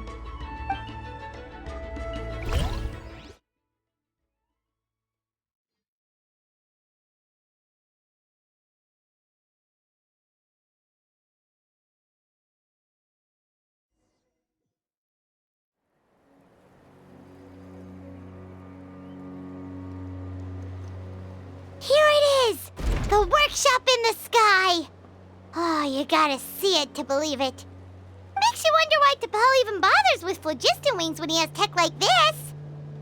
Well, according to the notebook, the platform beneath us runs on components from the Cinder City. Those can't be mass-produced. Also, I have some doubts about its mobility after seeing how it moved just now. For someone like T'Pol who dreams of flying freely, this definitely doesn't cut it.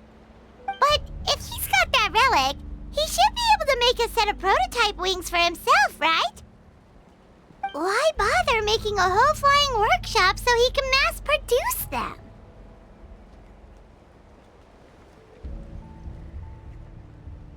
But this doesn't add up. If he's already achieved the power of flight, then he must have bigger dreams we don't know about. But what? With any luck, we'll find the answers in his workshop.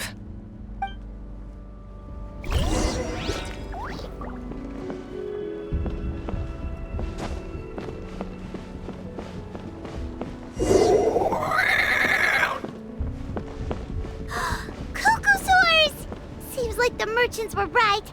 T'Pol's using them for his own ends. I'll bet that mechanism on top of it.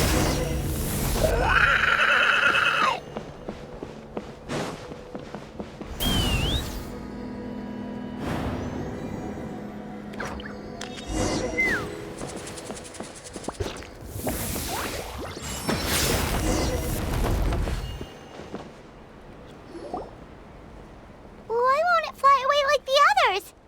Is it... She's still breathing, but barely. By the looks of it, T'Pol was using these cages to extract phlogiston from the Kukasaurs. Once a Kukasaur is drained of phlogiston, it becomes too weak to move. We'll have to come back for these ones after dealing with T'Pol. Let me see. Looks like a record of his phlogiston research. Log number 330. With the support of... I was finally able to launch the airborne workshop. Even though it relies on the relic for 80% of its power supply, I've at least taken the first step. Log number 348. research on the relic is progressing well. I should be able to replicate the technology and scale up production very soon.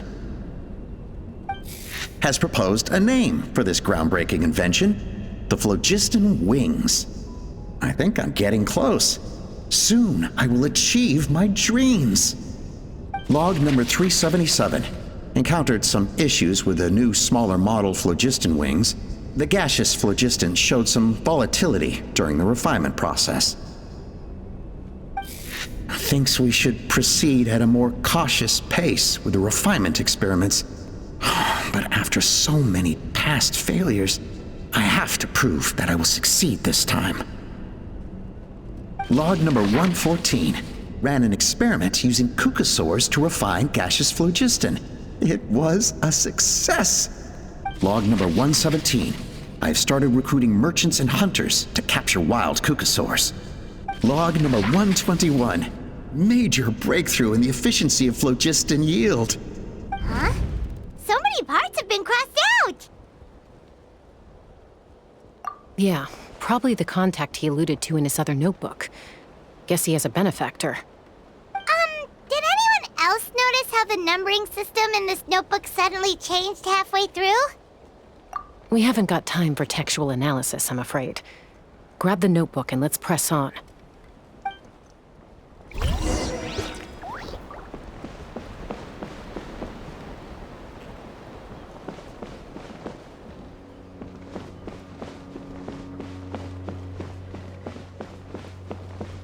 Huh.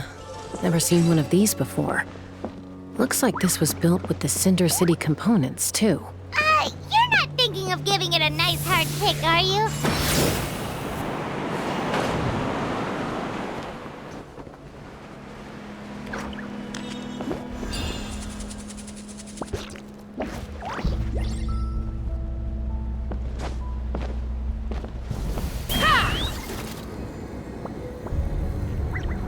Whoa! What's that mechanism doing? It's asking for a nice hard kick where it hurts. Aim for the weak spot.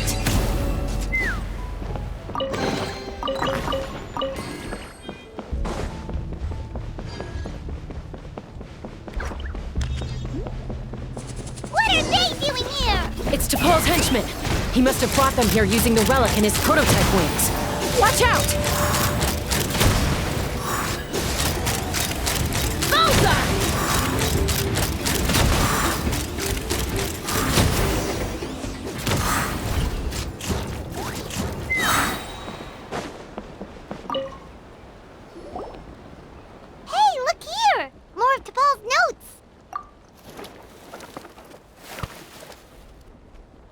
Log number 403.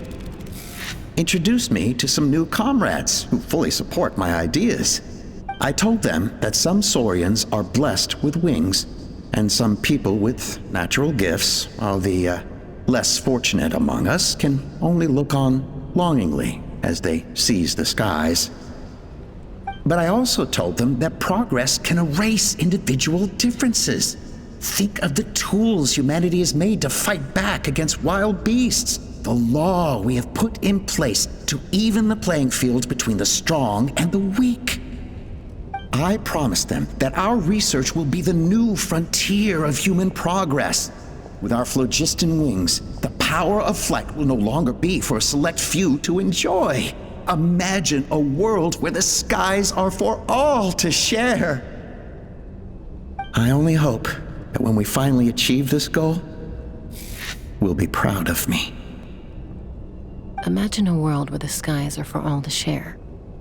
Yes, what a wonderful world that would be. If only it were possible. We could respond faster, and so many tragedies could be prevented. But T'Pol, what about the Saurians you're draining dry of phlogiston? You're not sharing the sky, you're stealing it! Bad move. I won't let you get away with it.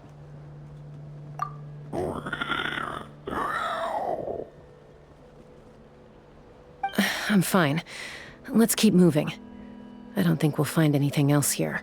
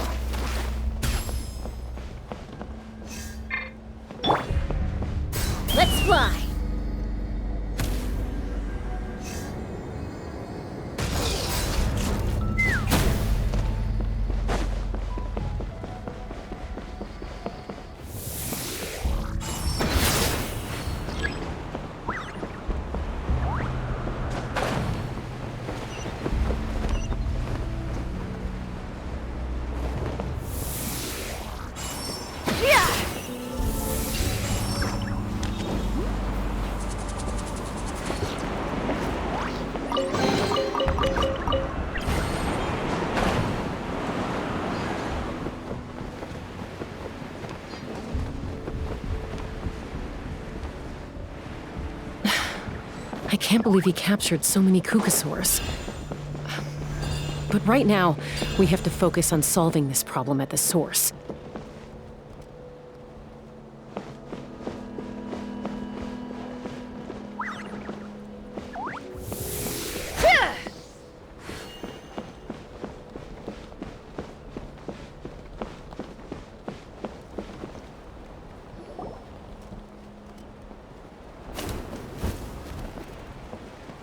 Looks like we've reached the center of the workshop.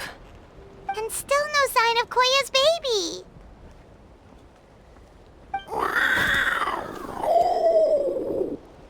Let's search this area for now. If we still can't find Chime, we'll double back.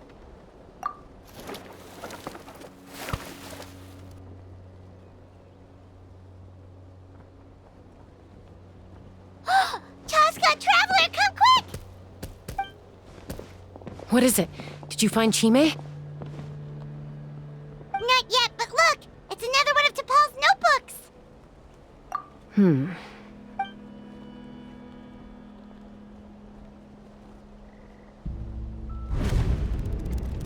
Log number 428. We decided to restart the experiments on phlogiston refinement, but without telling. This is the final obstacle to the success of the Phlogiston Wings project. We cannot fall at the last hurdle. Log number 436. Earlier today, suggested using Kukasaurs as an intermediary to extract refined phlogiston. It's certainly feasible, but anyway, as long as our secret experiment succeeds, I'm sure won't bring it up again. Log number 443. We will conduct the experiment tomorrow. But birthday is coming up, so hopefully we'll have a birthday surprise for her. Log number 444. Huh? Why is this log empty? I guess whoever wrote down the log number was prevented from recording the results.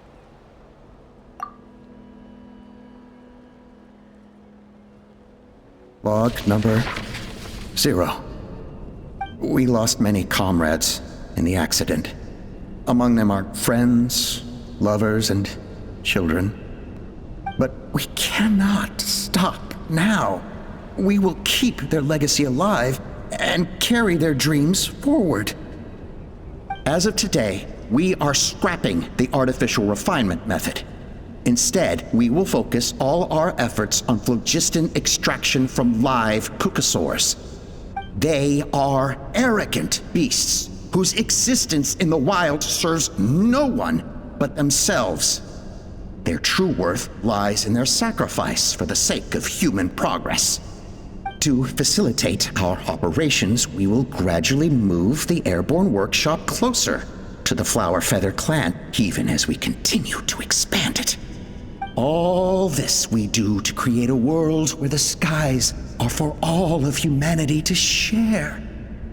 All this we do to make T'Pol's dream a reality. Given the way this is written, not to mention the fact that the numbering has started over from 0, it kinda sounds like this is someone new. Does that mean that T'Pol's already... There's also a letter tucked in the end of the notebook.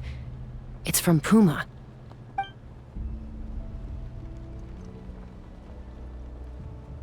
T'Pol, I don't know where you are right now, so I don't know how to reach you. My best bet is to send this letter to the Flower Feather clan. Your father is gravely ill. Oh, I know we've had our differences in the past, but he is still your father. Won't you come and visit him? Please. I know you never liked him and cared even less for me. All you ever yearned for is the sky. And your birth mother. But we'll still be waiting here for you if you do come back. This may be the last chance you'll get to see your father. So Puma's not T'Pol's real mom? Huh. Well, she did say he never called her mom, but I'm gonna assume she was just venting. We know that T'Pol's father passed away quite recently, And this letter looks recent. By contrast, the writing in this notebook is old and faded. It looks like the real reason T'Pol didn't attend his father's funeral is because he'd long since passed away himself. If we ask ourselves why this letter was sent to the Flower Feather clan, why T'Pol always yearned for the sky, and how he got his hands on a relic from the Cinder City, it all points to one answer. That's right. T'Pol was my child. He was born during my days as a wingless wanderer. His birth gave me new hope. I wanted to become the kind of mother who spent her days as a valiant rider, soaring the skies. Not an aimless, wingless nobody. But his father wanted to settle down, to give his child a safe, sheltered life in his tribe. We fought about it constantly, until the love we once had for each other was gone. He started a new family, with another traveler who was also looking to return home.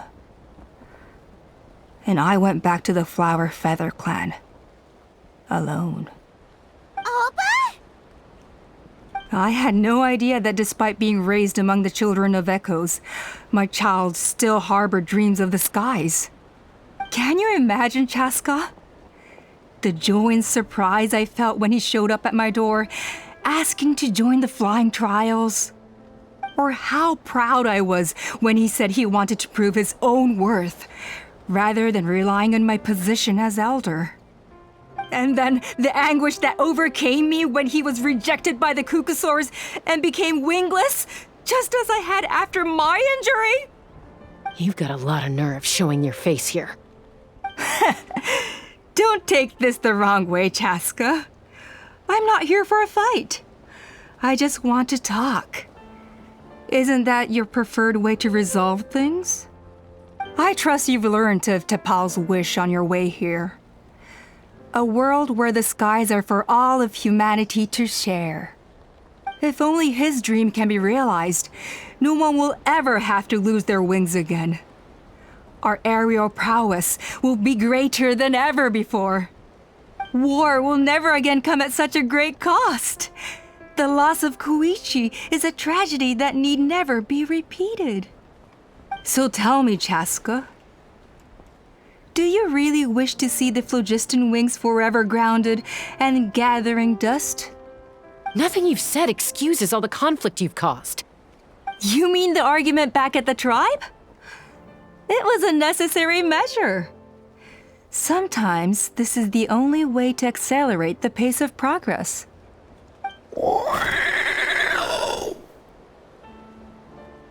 Is a mother harming her children when she coaxes them into swallowing a bitter pill?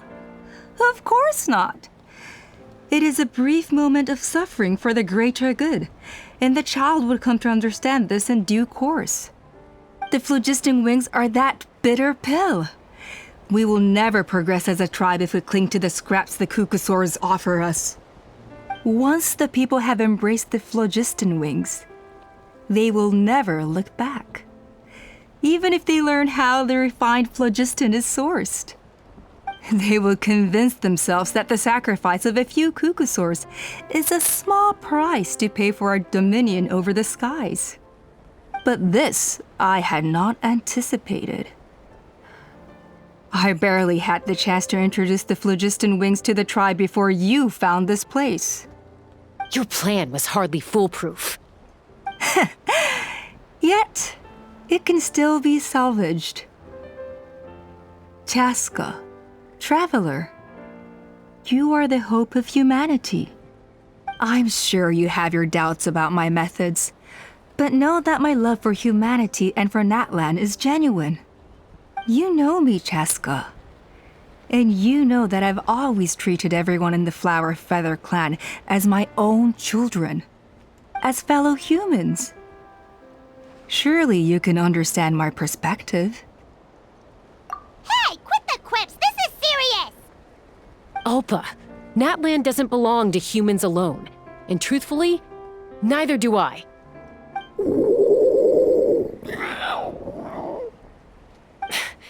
How many times has the Abyss invaded Natlan now? And yet, despite how much stronger it is than us, Natlan still stands as a nation of humans and Saurians. Peace imposed by force will crumble in a matter of days, because social bonds are what hold a civilization together. Weren't you the one that taught me that? And yet you would break the bond we share with our Saurian companions to take more power for ourselves?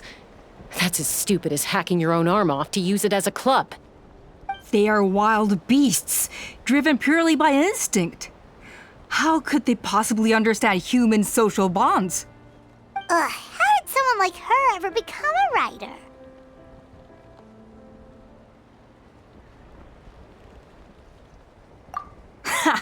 You overestimate them. They bow to the strong and shun the weak. That's all there is to it. They never gave Tepal a second glance when he was at his lowest, nor me when I returned injured from the Cinder City. It's all about survival of the fittest for them. Plain and simple. They obeyed me once I proved myself stronger than them, but the moment it serves them better, they'll abandon me in a heartbeat. You're wrong, Alpa. They only reject the wingless because they don't want to fly anyone to their death. Chasca, I will promise you this. Only the unruliest wild cucosaurs will be used for phlogiston extraction. The ones who have nothing else to offer to humanity. Well, that's too bad, because I know a few unruly wild cucosaurs who don't think that idea is gonna fly. Namely my mom, my sister, and me. And the others? To us, they're friends, family, even children. So if you want to put any of them in one of your cages, you're gonna have to go through us. Is that right? I knew you might be difficult to convince. Maybe this will change your mind.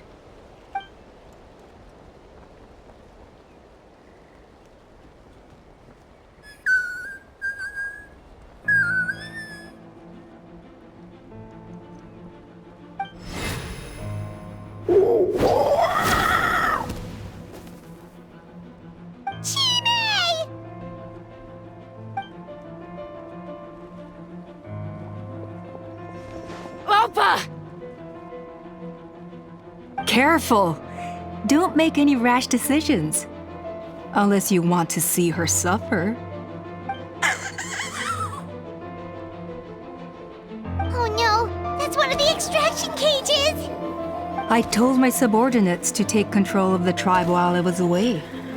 Luckily for them, our strongest warrior and our most powerful ally aren't there to stop it. Take control? What are you planning to do with Mutota and his supporters? Merely accelerate their inevitable downfall. They cannot stand in the way of progress forever. It is not the move I wish to make, but I'm afraid you and your friends force my hand. And since you insist on imposing me too, I have no choice but to keep you here until the dust has settled. So that's what you meant by I just want to talk. You never intended to negotiate. You just wanted to stall us. No, Chasca. I genuinely hoped I could win you over. You are the strongest warriors we have. Put down your weapons, and I promise you that no harm will come to this young Saurian. I just need you to stay here for the next couple of weeks or so, while my people consolidate their power. Then, I will give her back to you, and you'll be free to leave. As long as the majority supports our vision, even the Pyro Archon cannot meddle in our internal affairs. Your vision is deranged, and the Flower Feather Clan will never support it. You sure about that? Then wait here and see. Time will tell. What do we do? Even if the whole tribe fights back, Mutota's in grave danger!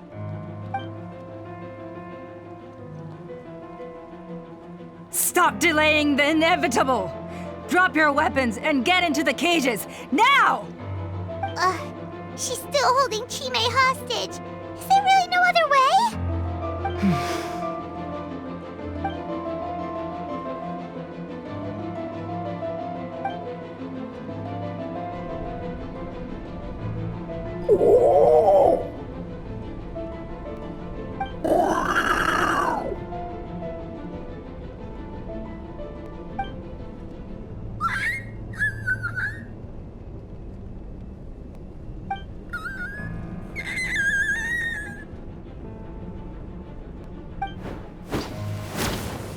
Koya? Huh? What are you yapping about? Stand down. Drop your weapons, now! This instant!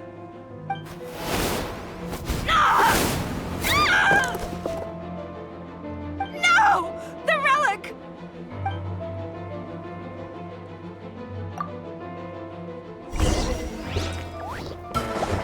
Take me up! Locked on!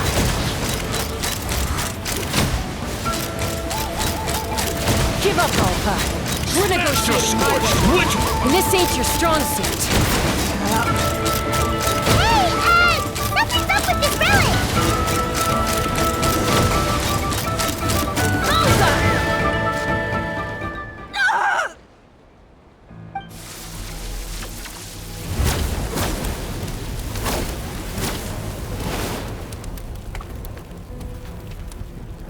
No! What is she doing? She'll bring us all down with her! But why? We stabilized the relic! Maybe it got damaged in the fight. If we don't think of something fast, this whole workshop is gonna fall apart. No. They're directly beneath us. My beloved tribe!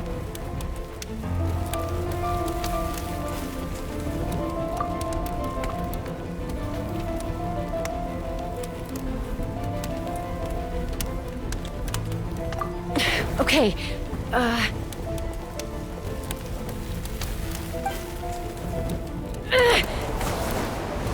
It's too powerful.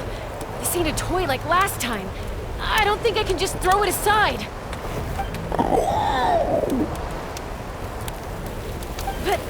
But we need to get it far away before it explodes. Then the tribe will be safe, and so will this workshop.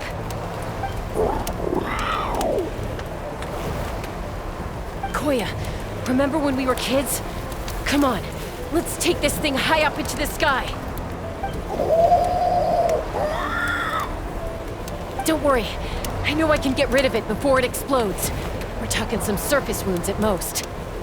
All I need is for you to catch me at the end, just like old times. I can't hold it back anymore. We have to go. Don't be insane! Alpa! What are you... You're a fool, Chasca! Why would you choose such a risky solution? We cannot entrust the safety of our tribe to this wild Saurian! I'm the fool. You really think you can stand a better chance than me?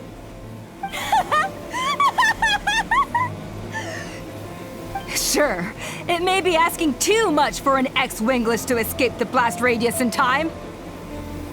But I can fly it a safe distance away, even if it's the last thing I do.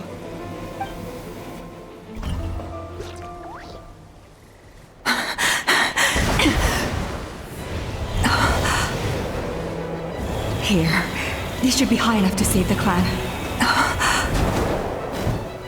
What? You don't get to die a hero today.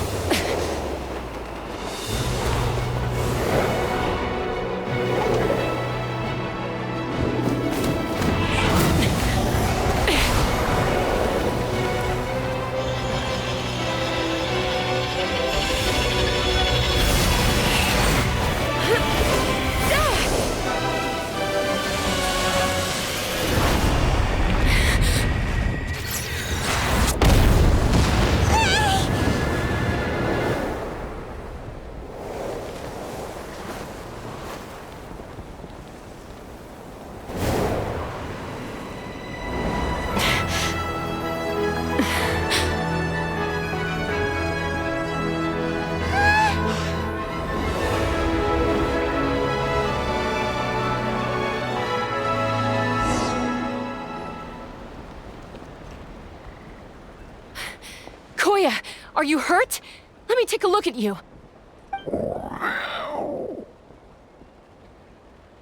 What do you mean, I'm fine? Didn't I tell you to catch me on your back? Why did you try to shield me from the blast?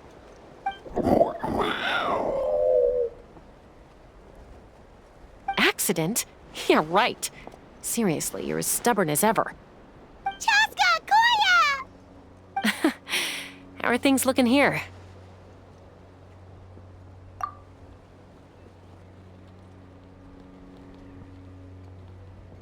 I think that's putting it mildly. I owe you one. Again.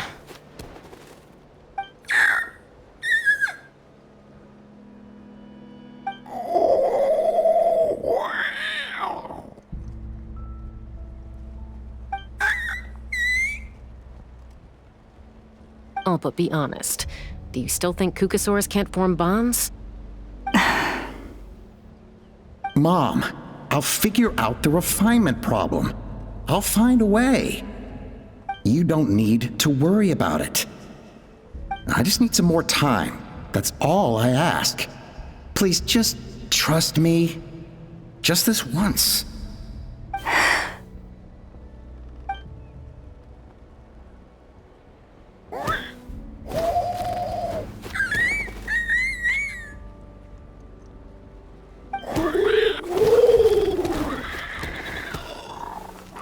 The Flower Feather Clan yield to the strong. And it's up to the winners to define what strength means. So it looks like it's my turn to yield.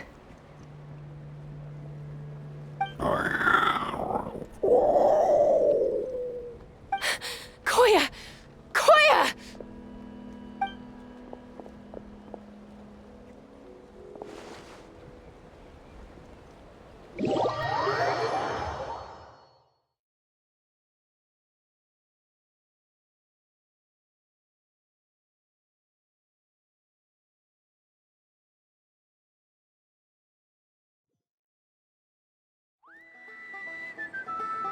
So, you're absolutely sure it's not because of the explosion? Yes, for the 10,000th time, I'm sure. The blast barely touched her.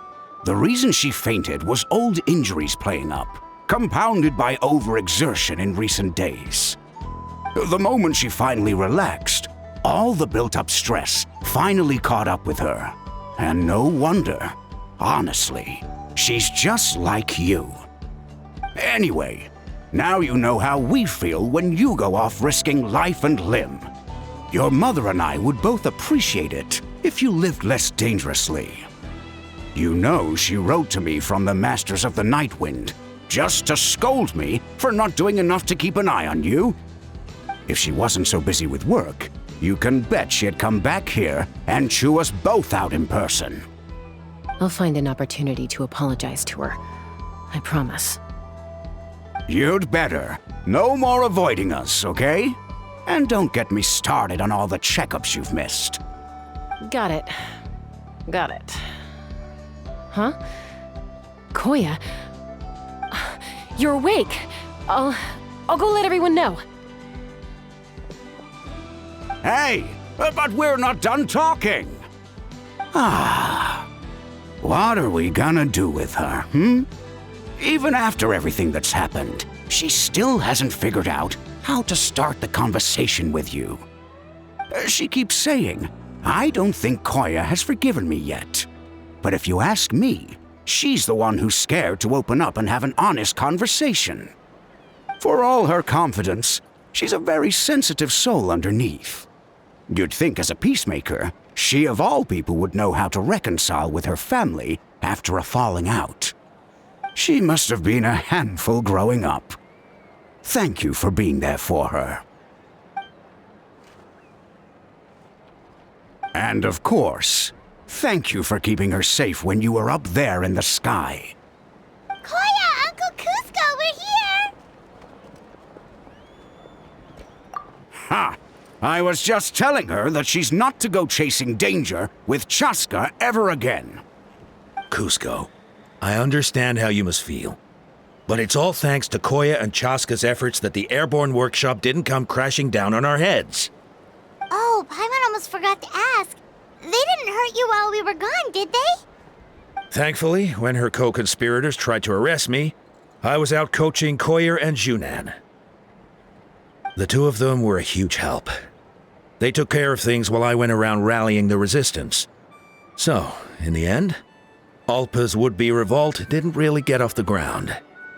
And as it turns out, not all of the wingless want to see our dear Saurian friends replaced with phlogiston-powered gizmos. I'm so sorry you got mixed up in this, by the way. We should have caught on to Alpa's scheme sooner. We could have saved so many Kukasaurs from getting hurt. Most of the airborne workshop has now been dismantled. We've just left one small, harmless part intact, and repurposed it as a jail for Alpa and her cronies. Let's see how they like being locked up in a sky prison!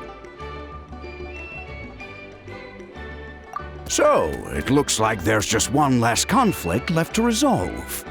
Peacemaker, you're up. I said I had to wait until things had blown over, didn't I? And now they have. But I still have no idea what to say. Koya, I just want to say, I'm sorry for how things went down back then.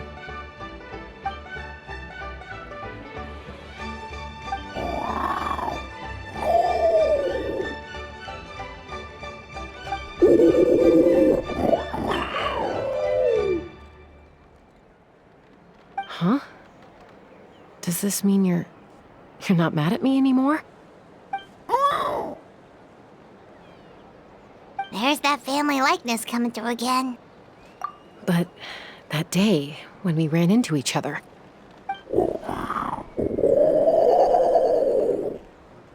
Huh? So then, when did you finally make your peace with it?